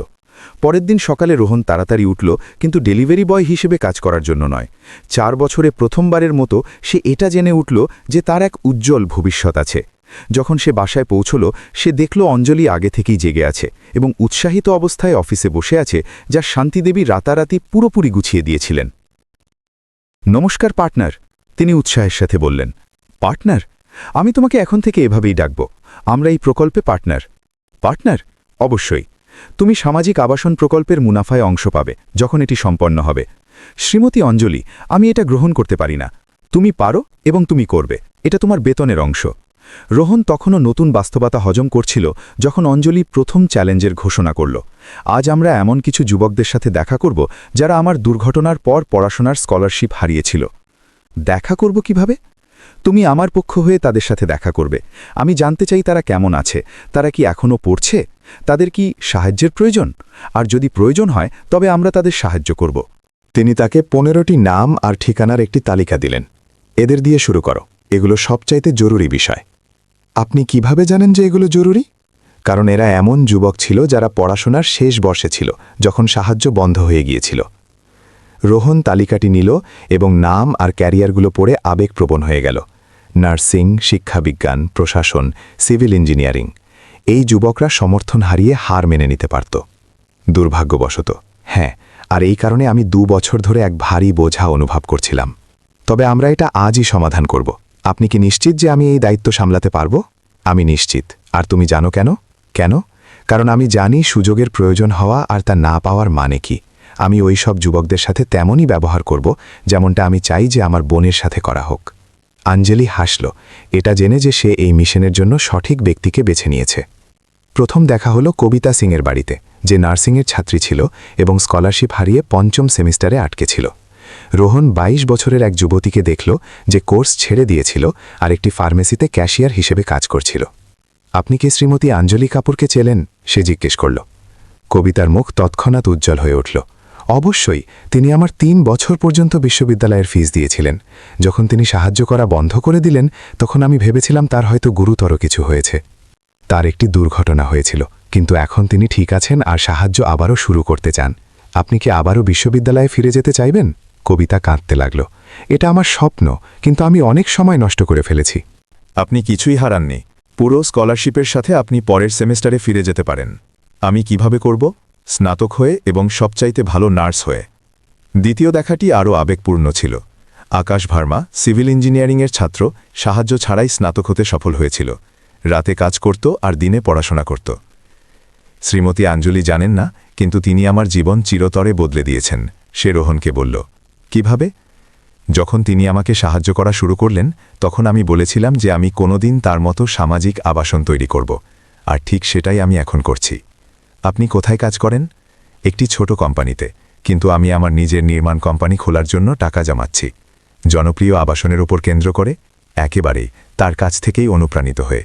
রোহন হাসল, এটা কল্পনা করে যে এটা জেনে আঞ্জলি কত উৎসাহিত হবে। আকাশ, আমার কাছে তোমার জন্য একটি প্রস্তাব আছে। কি প্রস্তাব? শ্রীমতী আঞ্জলি একটি বড় জনহিতকর প্রকল্প আবারও শুরু করছেন। হয়তো তোমার এতে অংশ নিতে আগ্রহ থাকতে পারে। অংশ নেওয়া মানে সাইটের দায়িত্বপ্রাপ্ত ইঞ্জিনিয়ার হিসেবে? আকাশ অবাক হয়ে গেল। তুমি কি সিরিয়াস? পুরোপুরি, আমার আগ্রহ আছে। এটা আমার স্বপ্নের চাকরি। তৃতীয় দেখাটি সবচাইতে মর্মস্পর্শী ছিল। সোনিয়া দাস শিক্ষাবিজ্ঞানের ছাত্রী, স্নাতক হওয়ার ঠিক 1 সেমেস্টার আগে কোর্স ছেড়ে দিয়েছিল। আমি শেষ টিউশন ফিস দিতে পারিনি, সে বিষণ্ণভাবে বোঝালো। আর যদি তুমি এটা এখন আবারও শুরু করতে পারো তবে এটা খুব ভালো হবে। কিন্তু আমি 1 বছর ধরে আটকে আছি, আমাকে প্রায় সবকিছু আবারও শুরু করতে হবে। জরুরি নয়, সঠিক স্কলারশিপ আর একজন ভালো শিক্ষা উপদেষ্টার সাহায্যে হয়তো যা তুমি আগেই করেছ তার সুবিধা নেওয়া যেতে পারে। তোমার কি মনে হয়? আমার বিশ্বাস আছে শ্রীমতী অঞ্জলি তোমাকে স্নাতক হতে দেখা পর্যন্ত শান্ত হবেন না। যখন রোহন গভীর সন্ধ্যায় অঞ্জলি কাপুরের নিবাসে ফিরে আসলো, সে মানসিকভাবে ক্লান্ত ছিল কিন্তু গভীরভাবে সন্তুষ্ট ছিল। অঞ্জলি উৎসুক হয়ে জিজ্ঞেস করলেন, আবেগে কাঁদার জন্য তৈরি হয়ে যান। রোহন প্রতিটি দেখা করার বিষয়ে বিস্তারিত জানালো। অঞ্জলিকে প্রতিটি গল্পে আবেগপ্রবণ হতে দেখা গেল। আকাশ সত্যি সামাজিক আবাসন বানাতে চায়, সে বলল এটা তার জীবনের স্বপ্ন। আর সোনিয়া 1 বছর ধরে পড়ছে না। হ্যাঁ, কিন্তু আমরা এটা সমাধান করতে পারি। আর কবিতা পরের সেমেস্টারে বিশ্ববিদ্যালয়ে ফিরে যাওয়ার জন্য তৈরি। অঞ্জলি খুশিতে কাঁদছিলেন। তুমি কি জানো এর মানে কি রোহন, যে আমরা 3 জন যুবককে তাদের স্বপ্ন পূরণে সাহায্য করব? না, যে আমরা 3 জন যুবককে সাহায্য করব যারা কোনোদিন আরও শত শত মানুষকে সাহায্য করবে। কিভাবে? কবিতা নার্স হবে আর রোগীদের সেবা করবে। আকাশ অভাবী পরিবারের জন্য ঘর বানাবে। সোনিয়া শিশুদের পড়াবে। এটা সত্যি, আমি কখনো এই দিক থেকে ভাবিনি। ঠিক এভাবেই ভালো কাজ হয়, এটা গুণিতক হারে বাড়ে। সেই রাতে আঞ্জলি 2টি গুরুত্বপূর্ণ সিদ্ধান্ত নিলেন। প্রথমত, তিনি পড়াশোনার স্কলারশিপের জন্য একটি স্থায়ী তহবিল তৈরি করবেন, যা রোহন পরিচালনা করবে। দ্বিতীয়ত, তিনি আকাশকে নির্মাণ কোম্পানিতে একটি ছোট অংশীদারিত্বের প্রস্তাব দেবেন। শর্ত থাকে যে সে জনহিতকর প্রকল্পের নেতৃত্ব দিতে রাজি হবে। আপনি কি নিশ্চিত যে আপনি একজন নবীন স্নাতকের সাথে অংশীদারিত্ব করতে চান? হ্যাঁ, তুমি জানো কেন? কেন? কারণ ওর কাছে এমন কিছু আছে যা আমার বর্তমান অংশীদাররা হারিয়ে ফেলেছে, সামাজিক কাজের প্রতি আবেগ। আর যদি বর্তমান অংশীদাররা বিরক্ত হয় তবে সেটা আরও ভালো। এভাবে তাদের কাছে আমাদের তুলনায় এক ভালো প্রকল্প পেশ করার জন্য বেশি প্রেরণা থাকবে। রোহন আঞ্জলির দৃঢ় সংকল্পের দিন দিন আরও প্রশংসা করতে লাগল। পরের দিন অপ্রত্যাশিত কিছু ঘটল। আঞ্জলি এক যুবকের ফোন পেল যার সাথে রোহন এখনও দেখা করেনি। নমস্কার শ্রীমতী আঞ্জলি, আমি সিদ্ধার্থ মেহতা। সিদ্ধার্থ, অবশ্যই আমার মনে আছে। তুমি কেমন আছো? আমি ঠিক আছি, ধন্যবাদ। আমি জানতে পারলাম যে আপনি আবারও তরুণ ছাত্রদের সাহায্য করা শুরু করেছেন। তুমি কিভাবে জানলে? কবিতা আমাকে জানিয়েছে। আর আমি আপনার সাথে কিছু কথা বলতে চাইছিলাম। তুমি কথা বলতে পারো বেটা। যখন আপনি আমাকে সাহায্য করা বন্ধ করেছিলেন তখন আমি পড়াশোনা ছাড়িনি। আমি 1 মুহূর্তের জন্য থেমেছিলাম আর গত বছর প্রশাসনে স্নাতক করেছি। কতটা চমৎকার! কিন্তু এটা শুধু সেটাই নয়, আমি একটি কোম্পানি খুলেছি। কেমন কোম্পানি? একটি কনসালটেন্সি যা অভাবী যুবকদের পড়াশোনার স্কলারশিপ আর বিশ্ববিদ্যালয়ের অর্থায়ন পেতে সাহায্য করে। আঞ্জলি কথা বলার জন্য খুব আবেগপ্রবণ হয়ে পড়লেন। প্রেরণা আমি আপনার সাহায্য থেকেই পেয়েছি, সিদ্ধার্থ চালিয়ে গেল। আমি অন্য যুবকদের ফিরিয়ে দিতে চেয়েছিলাম। সিদ্ধার্থ, তুমি কল্পনাও করতে পারবে না যে এটা আমাকে কতটা আবেগপ্রবণ করছে। আরেকটি কথা আছে। কি? আমি আপনাকে একটি অংশীদারিত্বের প্রস্তাব দিতে চাই। কেমন অংশীদারিত্ব? আমার কোম্পানি আপনার পড়াশোনার স্কলারশিপগুলো পরিচালনা করতে পারে। আমাদের কাছে অভিজ্ঞতা, পরিকাঠামো আর সবচাইতে বড় কথা, কাজের প্রতি আবেগ আছে। আঞ্জলি রোহনের দিকে তাকালেন, যে কথোপকথন শুনে মুগ্ধ ছিল। সিদ্ধার্থ, তুমি কি ব্যক্তিগতভাবে কথা বলার জন্য এখানে বাড়িতে আসতে পারো? অবশ্যই, যখন আপনি যান। কাল দুপুরে। উত্তম। যখন সে ফোন রাখল, আঞ্জলি উজ্জ্বল হয়ে উঠেছিল। তুমি ওটা শুনলে রোহন? আমি শুনেছি, অবিশ্বাস্য। তুমি জানো এটা কি দেখায়? কি? যে ভালো কাজ সত্যিই গুণিতক হারে বাড়ে। সিদ্ধার্থ সাহায্য পেয়েছিল, সে স্নাতক হল আর এখন অন্যদের সাহায্য করতে চায়, আর সে এই কাজে আমাদের অংশীদার হবে। একেবারেই, আমরা কল্যাণের একটি নেটওয়ার্ক তৈরি করছি। পরের দিন দুপুরে সিদ্ধার্থ আঞ্জলি কাপুরের নিবাসে পৌঁছাল। তার সাথে 2 জন অংশীদার ছিল, একজন পেশাদার নির্দেশনায় বিশেষজ্ঞ মনোবিজ্ঞানী এবং একজন শিক্ষা আইনে বিশেষজ্ঞ আইনজীবী। তাদের উপস্থাপনা আঞ্জলি আর রোহন দুজনকেই প্রভাবিত করল। 2 বছরের পরিচালনায় সিদ্ধার্থ বোঝালো, আমরা ইতিমধ্যেই 230 জন অভাবী যুবকের জন্য স্কলারশিপ ব্যবস্থা করেছি। আর সাফল্যের হার কি? আঞ্জলি জিজ্ঞেস করলেন। 87% নির্দিষ্ট সময়ের মধ্যে স্নাতক হতে সফল হয়। মনোবিজ্ঞানী ডক্টর পূজা শাহ উত্তর দিলেন। আপনারা কিভাবে নজরদারি করেন? প্রত্যেক স্কলারশিপ প্রাপকের একজন মেন্টর থাকে যে পুরো কোর্সের সময় তার সাথে থাকে। আইনজীবী অনিল শর্মা বোঝালেন, আমরা শুধু আর্থিক সাহায্য দিই না, বরং প্রয়োজন পড়লে মনস্তাত্ত্বিক আর আইনি সাহায্য দিই। চিত্তাকর্ষক, রোহন বলল। আর আপনারা কিভাবে নিজেদের সমর্থন পান? আঞ্জলি জিজ্ঞেস করলেন। আমরা স্পন্সরদের কাছ থেকে একটি ছোট প্রশাসনিক ফি নিই, সিদ্ধার্থ বোঝালো। আর আমাদের কিছু সমান্তরাল ব্যবসায়িক পরামর্শ প্রকল্পও আছে। কেমন পরামর্শ? আমরা ওই কোম্পানিগুলোকে সাহায্য করি যারা সামাজিক দায়িত্বে দক্ষতার সাথে বিনিয়োগ করতে চায়। আঞ্জলি আর রোহন অনুমোদনের সাথে একে অপরের দিকে তাকালো। সিদ্ধার্থ, আমি তোমাকে দুটি প্রস্তাব দিতে চাই। আমরা শুনছি। প্রথমত, তুমি কি প্রতি বছর 500টি স্কলারশিপের একটি তহবিলের পরিচালনা করতে চাও? সিদ্ধার্থ চেয়ার থেকে প্রায় পড়ে যাচ্ছিল। প্রতি বছর 500টি স্কলারশিপ? শ্রীমতী আঞ্জলি, এটি দুর্দান্ত। আর দ্বিতীয় প্রস্তাব কি? ডক্টর পূজা সাহা জিজ্ঞেস করলেন। তুমি কি নির্মাণ শিল্পে সামাজিক দায়িত্বে আমাদের সাহায্য করতে চাও? কিভাবে? আইনজীবী অনিল শর্মা জিজ্ঞেস করলেন। আমরা 100টি সামাজিক আবাসনের একটি প্রকল্প তৈরি করছি। আমরা চাই যে তোমরা সুবিধাভোগী পরিবারগুলোর জন্য সামাজিক প্রোগ্রাম তৈরি করো। কেমন প্রোগ্রাম? আর্থিক শিক্ষা, প্রশিক্ষণ কোর্স, শিশুদের মনস্তাত্ত্বিক নজরদারি, যাতে সত্যিই একটি সুগঠিত সম্প্রদায় তৈরি হতে পারে। রোহন কথাটি শেষ করল। একেবারেই, আঞ্জলি সম্মতি জানাল। সিদ্ধার্থ স্পষ্টতই আবেগপ্রবণ ছিল। শ্রীমতী আঞ্জলি, আপনি সেই সব কিছু পেশ করছেন যা আমরা সব সময় করার স্বপ্ন দেখতাম। তবে কি তুমি আমাদের অংশীদার হতে চাও? এটি একটি সম্মান হবে। আর এভাবেই আনুষ্ঠানিকভাবে আশার ভিত্তি বা আশা কি নিভ ফাউন্ডেশনের জন্ম হল। একটি উদ্যোগ যা সামাজিক আবাসন, শিক্ষা আর সামাজিক উন্নয়নকে এক সুতোতে গেঁথে দিল। ইতিমধ্যে নির্মাণ কোম্পানির পুরনো অংশীদারদের একটি বিকল্প প্রকল্প তৈরি করতে অসুবিধা হচ্ছিল, যা আঞ্জলি দ্বারা প্রস্তাবিত জনহিতকর প্রকল্পের চেয়ে বেশি লাভজনক হয়। রাজেশ 2 সপ্তাহ ধরে হিসাব করতে কাটালেন এবং একই সিদ্ধান্তে পৌঁছালেন যেটিতে আঞ্জলি পৌঁছেছিলেন। জনহিতকর প্রকল্পটি আসলে মাঝারি মেয়াদে সবচাইতে বেশি লাভজনক ছিল। আমাদের এটা স্বীকার করতে হবে যে সে ঠিক বলছে, সে মৃণালকে একটি বৈঠকের সময় বলল। কিন্তু যদি আমরা এটা স্বীকার করি, তবে সে কোম্পানির পুরো নিয়ন্ত্রণ নিয়ে নেবে। হয়তো সেটাই ভালো হবে। আপনি এমনটা কিভাবে বলতে পারেন রাজেশ? আঞ্জলি এই কোম্পানিটি প্রতিষ্ঠা করেছিলেন। তিনি আমাদের সবার চেয়ে বেশি ব্যবসা বোঝেন। কিন্তু তিনি হুইল চেয়ারে আছেন, আর তার মাথা পুরোপুরি কাজ করে। আর ওই কেয়ারটেকার, ও কি আমাদের বস হবে?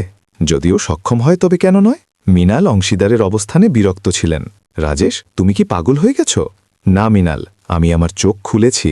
গত 2 বছরে যখন থেকে আঞ্জলি দূরে সরে গেছে, আমাদের কোম্পানি থেমে গেছে। এটা থামেনি, অবশ্যই থেমেছে। আমাদের কাছে কোনো নতুন প্রকল্প ছিল না, আমরা বাড়িনি, আমরা বিকশিত হইনি। কিন্তু আমরা মুনাফা বজায় রেখেছি। গড়পর্তা প্রকল্পে গড়পর্তা মুনাফা। এটি সেই কোম্পানি নয় যা আমি চালাতে চাই। তবে কি আপনি আঞ্জলিকে সমর্থন করবেন? হ্যাঁ, আমি করব, আর আমি তোমাকেও তেমনটা করার পরামর্শ দিচ্ছি। মৃণাল বৈঠক থেকে রেগে বেরিয়ে গেল, কিন্তু রাজেশ যা বলেছিলেন সে বিষয়ে গুরুত্ব দিয়ে ভাবতে শুরু করল। ইতিমধ্যে আঞ্জলি কাপুরের নিবাসে আঞ্জলি আর রোহন তরুণ ইঞ্জিনিয়ার আকাশের সাথে দেখা করল। সে এক চিত্তাকর্ষক পোর্টফোলিও নিয়ে এসেছিল। আকাশ, এই প্রকল্পগুলো চমৎকার। আঞ্জলি উৎসাহিত হয়ে বললেন। ধন্যবাদ, আমি সবসময় খরচ বাঁচানোর কথা মাথায় রেখে এগুলো তৈরি করেছি, গুণমান না কমিয়ে। আর এইটা? রোহন একটি বিশেষ পরিকল্পনার দিকে ইশারা করল। এটি আমার প্রিয় প্রকল্প। 70 বর্গমিটারের ঘর, যা একই আকারের সাধারণ ঘরের চেয়ে 40% কম খরচে তৈরি সম্ভব। আপনি এত সাশ্রয় কিভাবে করলেন? ডিজাইন অপটিমাইজেশন, ভালো মানের বিকল্প উপকরণের ব্যবহার আর বেশি দক্ষ নির্মাণ কৌশল। আঞ্জলি প্রভাবিত হলেন। আকাশ, তুমি কি আমাদের জনহিতকর প্রকল্পের জন্য এই প্রজেক্টগুলোকে ব্যবহার করতে রাজি হবে? এটি একটি স্বপ্ন হবে। আর তুমি কি নির্মাণ কোম্পানি ছোট অংশীদার হতে রাজি হবে? আকাশ কয়েক সেকেন্ড অবাক হয়ে রইল। আপনি কি সিরিয়াস? পুরোপুরি। কোম্পানির 5%, ফলাফলের ওপর ভিত্তি করে যা বাড়ার সম্ভাবনা আছে। আমি গ্রহণ করছি, কিন্তু আমাকে আপনাদের একটি কথা বলতে হবে। কি? আমার কাছে বিনিয়োগ করার মতো টাকা নেই। দরকার নেই। তোমার বিনিয়োগ হবে তোমার কাজ আর নিষ্ঠা। শ্রীমতী আঞ্জলি, আপনি আমার জীবন বদলে দিচ্ছেন। আপনিই হলেন সেই ব্যক্তি যিনি অনেক মানুষের জীবন বদলে দিতে সাহায্য করছেন। আকাশ, কিভাবে? তোমার তৈরি ঘর 100টি পরিবারকে আশ্রয় দেবে। এর মানে প্রায় 300 মানুষ যারা সম্মানজনক আবাসন পাবে। আমি কখনো এই দিক থেকে ভাবিনি। তোমাকে এখন থেকে এভাবেই ভাবতে হবে। তোমার প্রতিটি প্রকল্প সরাসরি অনেক মানুষের জীবনকে প্রভাবিত করে। সেই বিকেলে আকাশ একটি প্রস্তাব পেশ করল যা সবাইকে অবাক করে দিল। আর যদি ঘরের বাইরে আমরা এলাকায় একটি কমিউনিটি সেন্টারও বানাই? কেমন সেন্টার? রোহন জিজ্ঞেস করল। একটি পাঠাগার, কোর্সের জন্য ঘর, শিশুদের জন্য বিনোদন এলাকা, এমন একটা জায়গা। মজার, কিন্তু এতে কি খরচ অনেক বেড়ে যাবে না? আঞ্জলি জিজ্ঞেস করলেন। না, যদি আমরা একটি সমবায় মডেল ব্যবহার করি, বাসিন্দারা কেন্দ্রের নির্মাণে শ্রম দেবে, বদলে তারা ঘরের মাসিক ভাড়ায় ছাড় পাবে। চমৎকার, রোহন উৎসাহিত হয়ে বলল। আর আপনি কি ভেবেছেন যে এই কোর্সগুলোর পরিচালনা কে করবে? আঞ্জলি জিজ্ঞেস করলেন। আসলে হ্যাঁ, আকাশ উত্তর দিল। আমি সিদ্ধার্থের টিমের কথা ভেবেছি, তাদের শিক্ষা প্রোগ্রামের অভিজ্ঞতা আছে। উত্তম, চলো তাদের কাছে এই ধারণাটি পেশ করি। আরেকটি কথা আছে, আকাশ চালিয়ে গেল। কেমন হয় যদি আমরা এলাকায় একটি কমিউনিটি বাগান তৈরি করি? কমিউনিটি বাগান? হ্যাঁ, প্রতিটি পরিবার একটি করে কেয়ারি দেখবে, কিন্তু উৎপাদন ভাগ করে নেওয়া হবে। এটি সম্প্রদায়ের মধ্যে একতার অনুভূতি তৈরি করবে। রোহন দেখল আঞ্জলি আকাশের সামাজিক দৃষ্টিতে দিন দিন আরও প্রভাবিত হচ্ছেন। আকাশ, তোমার বয়স কত? 24। আর এইসব সামাজিক চেতনা কোথা থেকে আসে? আমার নিজের গল্প থেকে। শ্রীমতী আঞ্জলি, আমি যখন শিশু ছিলাম তখন আমার পরিবারেরও সাহায্যের প্রয়োজন ছিল।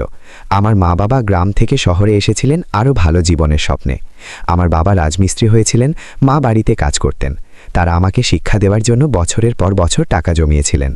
তাই তুমি এই পরিস্থিতিতে থাকা অন্য পরিবারদের সাহায্য করতে চাও? একেবারেই। আমি জানি স্বপ্ন দেখা আর তার জন্য লড়াই করার মানে কি। আর তোমার মা বাবা আজ কেমন আছেন? তারা এখনও কঠোর পরিশ্রম করেন। আমার বাবা এখন ফোরম্যান। আমার মা একটি ছোট পেস্ট্রির দোকান খুলেছেন। তারা কি তোমার প্রকল্পের বিষয়ে জানেন? তারা জানেন। আর যখন আমি তাদের আপনার সাথে অংশীদারিত্বের কথা জানালাম, তারা আবেগপ্রবণ হয়ে পড়লেন। আমি তাদের সাথে দেখা করতে চাইব। এই সপ্তাহের শেষে এখানে রাতের খাবারের আমন্ত্রণ জানালে কেমন হয়? তারা সম্মানিত বোধ করবেন। তবে এটাই ঠিক রইল।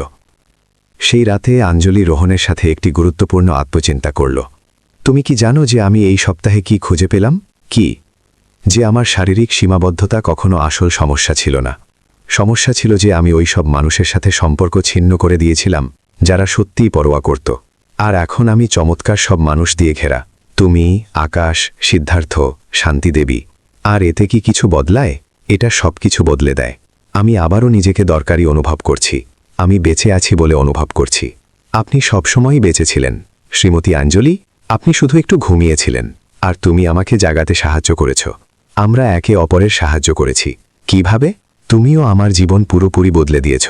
আগে আমি শুধু একজন ডেলিভারি বয় ছিলাম যে বেঁচে থাকার জন্য লড়াই করছিল। এখন আমি কোনো গুরুত্বপূর্ণ কিছুর অংশ। কিসের অংশ? একটি প্রকল্পের যা শত শত মানুষের জীবন বদলে দেবে। আঞ্জলি আবেগপ্রবণ হয়ে হাসল। রোহন, আমি কি তোমাকে একটি রহস্য বলতে পারি? অবশ্যই। যখন তুমি প্রথমবার 7 বছর আগে এখানে এসেছিলে, তখন আমি জানতাম যে তুমি আলাদা। আপনি কিভাবে জানতেন? যেভাবে তুমি আমাকে দেখতে। আমি আপনাকে কিভাবে দেখতাম? যেন আমি একজন সাধারণ মানুষ। দয়া করার কোনো বিষয় নেই, কারণ আপনি সেটাই, একজন সাধারণ মানুষ যিনি হুইলচেয়ারে আছেন। আমাকে এভাবে দেখার জন্য ধন্যবাদ। আমাকে তোমার জীবনের অংশ হওয়ার অনুমতি দেওয়ার জন্য ধন্যবাদ। পরের দিন নির্মাণ কোম্পানির অংশীদারদের সাথে সত্য প্রকাশের মুহূর্ত আসলো। সময়সীমায় কেবল 2 সপ্তাহ বাকি ছিল এবং তারা আঞ্জলি কাপুরের নিবাসে একটি ব্যক্তিগত বৈঠকের অনুরোধ করল। আঞ্জলি, আমাদের কথা বলা দরকার। রাজেশ পৌঁছানোর পর বলল, আমি জানি এটা কোন বিষয়ে। আমরা 1 মাস ধরে তোমার সামাজিক আবাসন প্রকল্পের চেয়ে বেশি লাভজনক প্রকল্প তৈরির চেষ্টা করেছি। আর তোমরা কি সফল হয়েছ? আমরা পারিনি। মিনাল লজ্জিত দেখালো। রাজেশ সততার সাথে চালিয়ে গেল। আপনার গণনা সঠিক। সামাজিক প্রকল্পটি সত্যিই মাঝারি মেয়াদে বেশি লাভজনক। আর আমরা আপনার ক্ষমতার ওপর সন্দেহ করার জন্য ক্ষমা চাইছি। আঞ্জলি স্পষ্টত আবেগপ্রবণ হয়ে পড়লেন। ধন্যবাদ রাজেশ, কিন্তু প্রকল্পটি অনুমোদন দেওয়ার জন্য আমাদের একটি শর্ত আছে। কোনটি? আমরা প্রশাসনে সক্রিয়ভাবে অংশগ্রহণ করতে চাই, পর্যবেক্ষক হিসেবে নয়, বরং শিক্ষানবিশ হিসেবে। আমরা সামাজিক দায়িত্বের সাথে ব্যবসা করা শিখতে চাই। রোহন আর আঞ্জলি অবাক হয়ে একে অপরের দিকে তাকালো। তোমরা কি সত্যি এটা চাও? হ্যাঁ, আমরা চাই। মিনাল প্রথমবারের মতো কথা বলে বলল, আমি স্বীকার করছি যে আমি অনেক বিষয়ে ভুল ছিলাম। আর রোহনের বিষয় কি? আঞ্জলি জিজ্ঞেস করলেন। আমরা তাকে পেশাগতভাবে আরও ভালোভাবে চিনতে চাইব, রাজেশ স্বীকার করলেন। চমৎকার, কারণ সে প্রকল্পের মহাসমন্বয়কারী হবে। অংশীদাররা কিছুটা অবাক হলেও আপত্তি করল না। একটি শেষ প্রশ্ন, মিনাল বলল, আপনি এত জটিল প্রকল্পের পরিচালনা কিভাবে করার কথা ভাবছেন? একটি অবিশ্বাস্য টিমের সাথে, আঞ্জলি উত্তর দিলেন। কোন টিম? আকাশ প্রধান ইঞ্জিনিয়ার হিসেবে, সিদ্ধার্থ সামাজিক দিকটি সামলাবে, রোহন সবকিছু সমন্বয় করবে, আর আপনারা আর্থিক আর আইনি দিকটি দেখবেন। আর আমি সেটাই করব যে আমি সব সময় করেছি, নিজের বাড়ি থেকেই সবকিছুর তদারকি আর শেষ সিদ্ধান্ত নেওয়া। কেন নয়, প্রযুক্তি তো সেই জন্যই আছে। আপনি ঠিকই বলছেন। তবে কি আমরা একমত? আমরা একমত। রাজেশ রোহনের দিকে হাত বাড়িয়ে দিয়ে বললেন, টিমে তোমাকে স্বাগতম। ধন্যবাদ, আমি আমার সর্বোচ্চ চেষ্টা করব। আমরা জানি তুমি করবে। আর এভাবেই 1 মাসের উত্তেজনার পর প্রকল্পটি অবশেষে সর্বসম্মতিক্রমে অনুমোদিত হল। পরের দিন রোহন তার পরিবারের সাথে একটি গুরুত্বপূর্ণ কথা বলল। মা, প্রিয়া, আমাকে তোমাদের একটি খবর শোনাতে হবে। কি খবর বেটা? শ্রীমতী মীরা শর্মা জিজ্ঞেস করলেন। আমার পদোন্নতি হয়েছে, এখন আমি নির্মাণ কোম্পানির এক্সিকিউটিভ কোঅর্ডিনেটর। প্রিয়ার চোখ বড় হয়ে গেল। 2 সপ্তাহে এক্সিকিউটিভ কোঅর্ডিনেটর? এটা এক লম্বা গল্প, কিন্তু গুরুত্বপূর্ণ কথা হলো যে আমাদের আর্থিক সমস্যা শেষ হয়ে গেছে। তুমি কত কামাবে? মা জিজ্ঞেস করলেন। রোহন যখন অঙ্কের কথা বলল, তারা অবাক হয়ে গেল। বেটা, তুমি কি নিশ্চিত এটা কোনো স্বপ্ন নয়? আমি নিশ্চিত মা, আর আরও আছে। আর কি? শ্রীমতী আঞ্জলি তোমাদের দুজনের সাথে দেখা করতে চান। তিনি তোমাদের তার বাড়িতে রাতের খাবারের জন্য আমন্ত্রণ জানাতে চান। তিনি আমাদের সাথে দেখা করতে চান? প্রিয়া জিজ্ঞেস করল। হ্যাঁ, আর প্রিয়া, তিনি জানতে পেরেছেন যে তুমি নার্সিংয়ে পড়ছো, আর তিনি তোমার সাথে কিছু সুযোগের বিষয়ে কথা বলতে চান। তিনি স্বাস্থ্য খাতের ছাত্রদের জন্য স্কলারশিপ প্রোগ্রাম তৈরি করছেন। প্রিয়া খুশিতে কাঁদতে লাগল। রোহন, 2 সপ্তাহে আমাদের জীবন পুরোপুরি বদলে গেল। হ্যাঁ, বদলে গেল, আর অনেক ভালোর জন্য। শ্রীমতী মীরা শর্মা নিজের সন্তানদের হাত ধরলেন। ভগবানের শুক্রিয়া, আমি সবসময় জানতাম যে তুমি স্পেশাল। মা, আমি স্পেশাল নই, আমি শুধু একটা সুযোগ পেয়েছি আর নিজের সর্বোচ্চ চেষ্টা করেছি। এই নিষ্ঠাই তোমাকে স্পেশাল বানায়। পরের সপ্তাহে নিবাসের রাতের খাবার হলো। আঞ্জলি রোহানের পরিবারকে এমনভাবে স্বাগত জানালো যেন তারা কাছের আত্মীয়। শান্তিদেবী এক বিশেষ রাতের খাবার তৈরি করেছিলেন, আর আকাশ তার মা বাবাকে সবার সাথে পরিচয় করিয়ে দেওয়ার জন্য নিয়ে এসেছিল। শ্রীমতী মীরা, আঞ্জলি বললেন, আপনার এক অসাধারণ ছেলে আছে। ধন্যবাদ, আমি সবসময় ওর ওপর খুব গর্বিত ছিলাম। আর ঠিকও বটে, 2 সপ্তাহে ও আমার জীবন পুরোপুরি বদলে দিয়েছে। ও আমাকে এটা খুঁজে পেতে সাহায্য করেছে যে আমি এখনও দরকারি আর সুখী থাকতে পারি। প্রিয়া ইঞ্জিনিয়ারিং আর সামাজিক প্রকল্প নিয়ে আকাশের সাথে কথা বলতে বলতে মুগ্ধ ছিল। আপনারা কি সত্যি 100 ঘর বানাতে যাচ্ছেন? সে জিজ্ঞেস করল। হ্যাঁ, আমরা করব, আর প্রতিটি ঘর অনেক ভালোবাসা দিয়ে বানানো হবে। পরিবারগুলোকে তাদের ঘরের চাবি পেতে দেখা রোমাঞ্চকর হবে। শ্রীমতী মীরা আকাশের মা বাবার সাথে সন্তানদের বড় হতে দেখার আনন্দ নিয়ে কথা বলছিলেন। রাতের খাবার সময় আঞ্জলি একটি ঘোষণা করলেন যা সবাইকে আবেগপ্রবণ করে দিল। আমি একটি টোস্ট প্রস্তাব করতে চাই। কিসের জন্য? রোহন জিজ্ঞেস করল। একটি নতুন পরিবারের সূচনার জন্য। নতুন পরিবার? হ্যাঁ, তোমরা সবাই এখন আমার পরিবারের অংশ, আর আমি তোমাদের পরিবারের। একা আমি কিছুই অর্জন করতে পারতাম না। একসাথে মিলে আমরা সব কিছু অর্জন করব। কি সব কিছু? শ্রীমতী মীরা জিজ্ঞেস করলেন। আমরা ঘর বানাবো, যুবকদের শিক্ষিত করব, সুযোগ তৈরি করব, আশা ছড়াবো, আর আমরা এটা করতে করতে খুশি থাকব। রোহন কথাটি শেষ করল। একেবারেই, আমরা খুব খুশি থাকব। সবার চোখের খুশির জলের সাথে টোস্ট করা হলো। পরের কয়েক সপ্তাহে প্রকল্পটি এক অবিশ্বাস্য গতি নিল। আকাশ, আঞ্জলি আর রোহনের সব পরামর্শ অন্তর্ভুক্ত করে ঘরের নকশা চূড়ান্ত করল। সিদ্ধার্থ সামাজিক প্রোগ্রাম তৈরি করল। আইনজীবীরা সব নথিপত্র অনুমোদন দিলেন। কিন্তু সবচাইতে রোমাঞ্চকর মুহূর্ত তখন আসলো যখন তারা সুবিধাভোগী পরিবার বাছাই করতে শুরু করলেন। আমরা 500রও বেশি আবেদন পেয়েছি, সিদ্ধার্থ একটি বৈঠকের সময় জানালো। আর আমরা কেবল 100টি পরিবার কিভাবে বাছাই করব? রোহন জিজ্ঞেস করল। প্রয়োজন আর অঙ্গীকারের খুব স্পষ্ট মানদণ্ডের সাথে, আঞ্জলি উত্তর দিলেন। পারিবারিক আয়, নিজের ঘর পাওয়ার স্বপ্ন দেখার সময়, সামাজিক প্রোগ্রামে অংশ নেওয়ার ইচ্ছা, এইসব। আর ইন্টারভিউ কে করবে? আমরা সবাই। প্রতিটি পরিবারের ইন্টারভিউ একটি পুরো টিমের মাধ্যমে করা হবে। এটি অনেক খাটাখাটনির কাজ, আকাশ দেখল। হ্যাঁ, কিন্তু প্রতিটি পরিবার ব্যক্তিগত মনোযোগ পাওয়ার যোগ্য। 2 মাস ধরে তারা সব প্রার্থী পরিবারের ইন্টারভিউ নিল। এগুলো লড়াই, দৃঢ়তা আর আশার মর্মস্পর্শী গল্প ছিল। আমি কখনো কল্পনা করিনি যে এত পরিবার নিজের ঘর পাওয়ার স্বপ্ন দেখছে, রোহন মন্তব্য করল। আর প্রতিটি পরিবারের এক মর্মস্পর্শী গল্প আছে, আকাশ চোখ করল। তাই আমাদের প্রকল্পটি এত গুরুত্বপূর্ণ। অঞ্জলি বলল, আমরা কেবল ঘর বানাচ্ছি না, আমরা স্বপ্ন পূরণ করছি এবং একটি সম্প্রদায় গড়ে তুলছি সিদ্ধার্থ মনে করিয়ে দিল একেবারে সহযোগিতা আর সংহতির ওপর ভিত্তি করে গড়ে তোলা একটি সম্প্রদায় অবশেষে নির্মাণ কাজ শুরু হওয়ার দিন এসে গেল 2 বছরে প্রথমবারের মতো অঞ্জলি সেই জমি পরিদর্শনের জন্য বাড়ি থেকে বেরোল যেখানে আবাসন এলাকা তৈরি করা হবে যখন সে একটি বিশেষায়িত ভ্যানে করে সেই জায়গায় পৌঁছল তখন সে ডজন ডজন মানুষকে অপেক্ষা করতে দেখে আবেগপ্রবণ হয়ে গেল সুবিধাভোগী পরিবার শ্রমিক প্রকল্পের অংশীদার সবাই সেখানে ছিল শ্রীমতী অঞ্জলি শ্রীমতী অঞ্জলি শিশুরা তার দিকে দৌড়ে আস্তে আস্তে চিৎকার করে উঠল কেমন আছো বাচ্চারা আমাদের নতুন ঘর দেখার জন্য খুব উৎসুক হয়ে আছি তোমাদের কয়েক মাস অপেক্ষা করতে হবে কিন্তু এই অপেক্ষা সার্থক হবে আকাশ তার কাছে একটি ইঞ্জিনিয়ারের হেলমেট নিয়ে আসলো প্রথম হাতুড়ি মারার জন্য তৈরি কিভাবে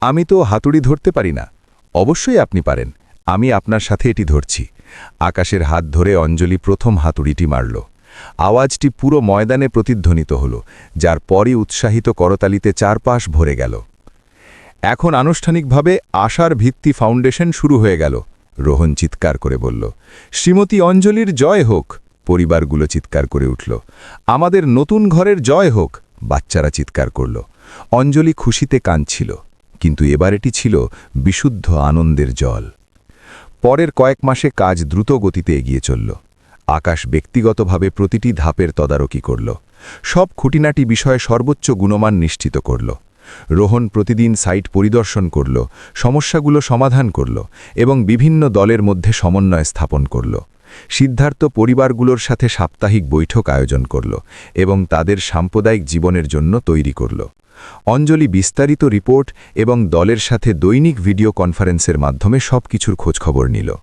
আমরা নির্ধারিত সময়ের চেয়ে 2 সপ্তাহ এগিয়ে আছি আকাশ একটি বৈঠকের সময় জানালো আমরা এটি কিভাবে অর্জন করলাম শ্রমিকদের প্রেরণা তারা জানে যে তারা বিশেষ কিছু করছে আর পরিবারগুলো তারা কেমন প্রতিক্রিয়া দিচ্ছে আঞ্জলি জিজ্ঞেস করল উৎসাহী কিন্তু অংশগ্রহণমূলক সিদ্ধার্থ উত্তর দিল আর্থিক শিক্ষা কোর্সে 100% উপস্থিতি আছে এবং ঘরের কাজ শেষ না হলেও কমিউনিটি বাগান ইতিমধ্যেই কাজ করছে পরিবারগুলো ছুটির দিনে কেয়ারিগুলোর যত্ন নেওয়ার জন্য নিজেদের গুছিয়ে নিয়েছে চমৎকার এটি দেখায় যে সম্প্রদায় সত্যিই গড়ে উঠছে একটি খবর আছে রোহন বলল কোনটি কিছু পরিবার শেষ পর্যায়ের ঘরগুলো নির্মাণে সাহায্য করার প্রস্তাব দিয়েছে কিভাবে তারা ছুটির দিনে স্বেচ্ছাসেবী হিসেবে কাজ করতে চায় যাতে কাজ আরও দ্রুত শেষ করা যায় এটি কি আইনগতভাবে সম্ভব আকাশ যাচাই করল যতক্ষণ এটি তত্ত্বাবধান করা হবে কোনো সমস্যা নেই তবে সাহায্য গ্রহণ করো এটি সম্প্রদায়ের জন্য একতার আরও একটি কারণ হবে কাজ শুরু হওয়ার 6 মাস পর সেই বহু প্রতীক্ষিত দিন আসলো প্রথম 20টি ঘর বিতরণ আঞ্জলি চাবি বিতরণের জন্য একটি বিশেষ অনুষ্ঠানের আয়োজন করল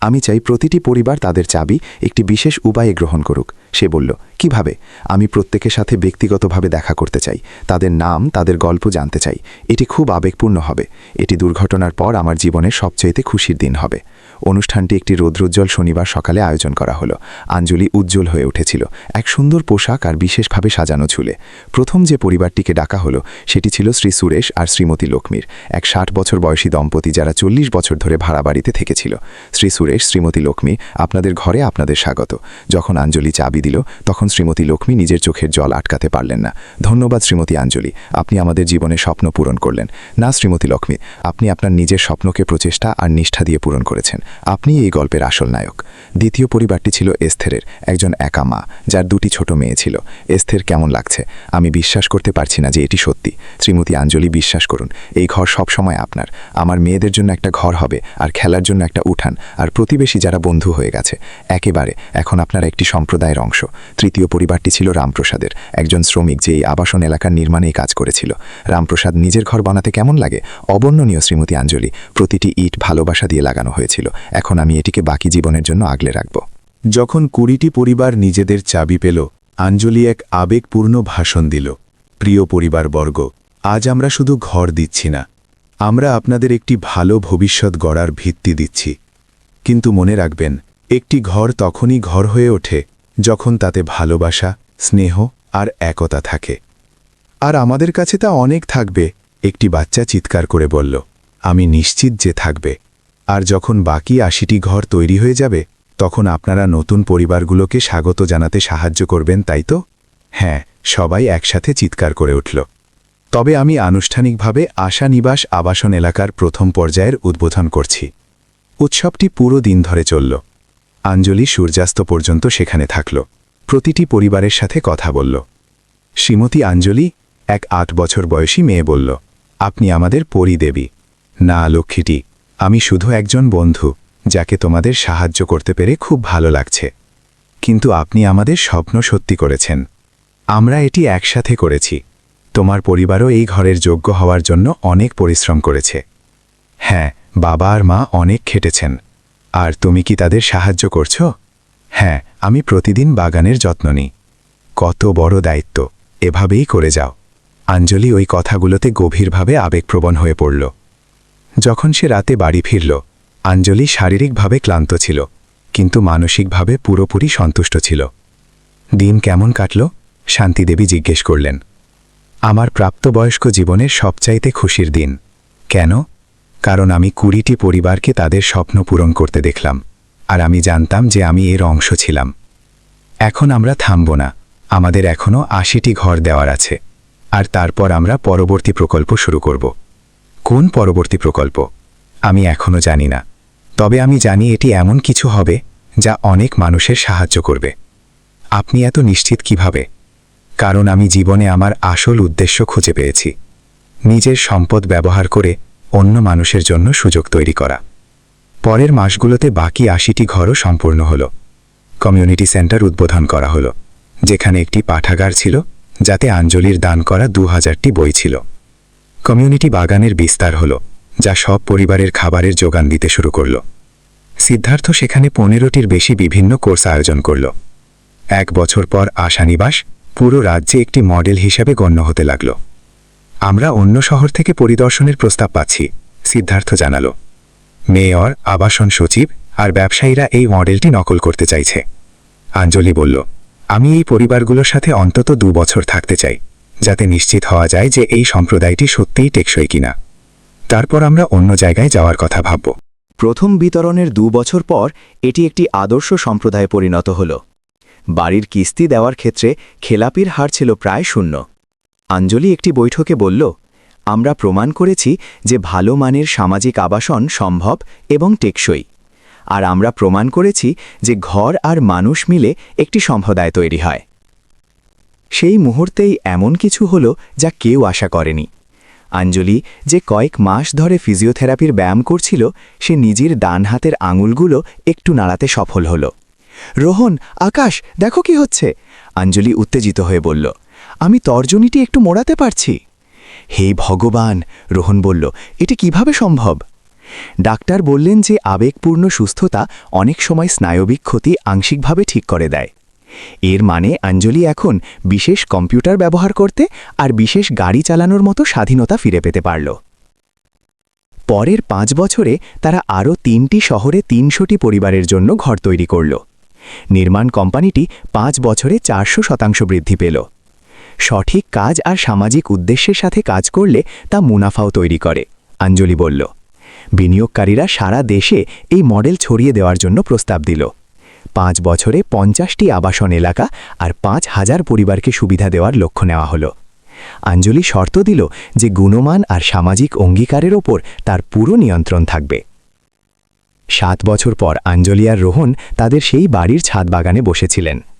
রোহন বলল, শ্রীমতী আঞ্জলি, 7 বছর আগে আমি যখন এসেছিলাম তখন আমি শুধু একজন ডেলিভারি বয় ছিলাম, আর আজ আমি একটি জাতীয় কর্মসূচির কোঅর্ডিনেটর। আঞ্জলি বলল, তুমিও বদলে গেছো রোহন, কারণ আমি তোমার ওপর বিশ্বাস করেছিলাম যখন তুমি নিজের ওপর বিশ্বাস করনি। সেই সময় আঞ্জলি একটি চিঠি পেল। এটি সেই আশানিবাসের প্রথম দিকের একটি মেয়ের কাছ থেকে এসেছিল, নাম ভানিয়া। সে এখন আর্কিটেকচারে স্নাতক হয়েছে এবং অভাবী মানুষের জন্য ঘর বানাতে চায়। আঞ্জলি চিঠিটি দেখিয়ে রোহনকে বলল, মিশন সফল হয়েছে, বীজ পরবর্তী প্রজন্মে বোনা হয়ে গেছে। আঞ্জলি আর রোহন দুজনেই বুঝতে পারল যে তারা শুধু ঘর নয়, তারা আশা তৈরি করেছে, একই সাথে লাভজনক আর সামাজিকভাবে দায়িত্বশীল হওয়ার আশা। যতক্ষণ মানুষ একে অপরের ওপর বিশ্বাস করবে, এই আশা চিরকাল বেঁচে থাকবে।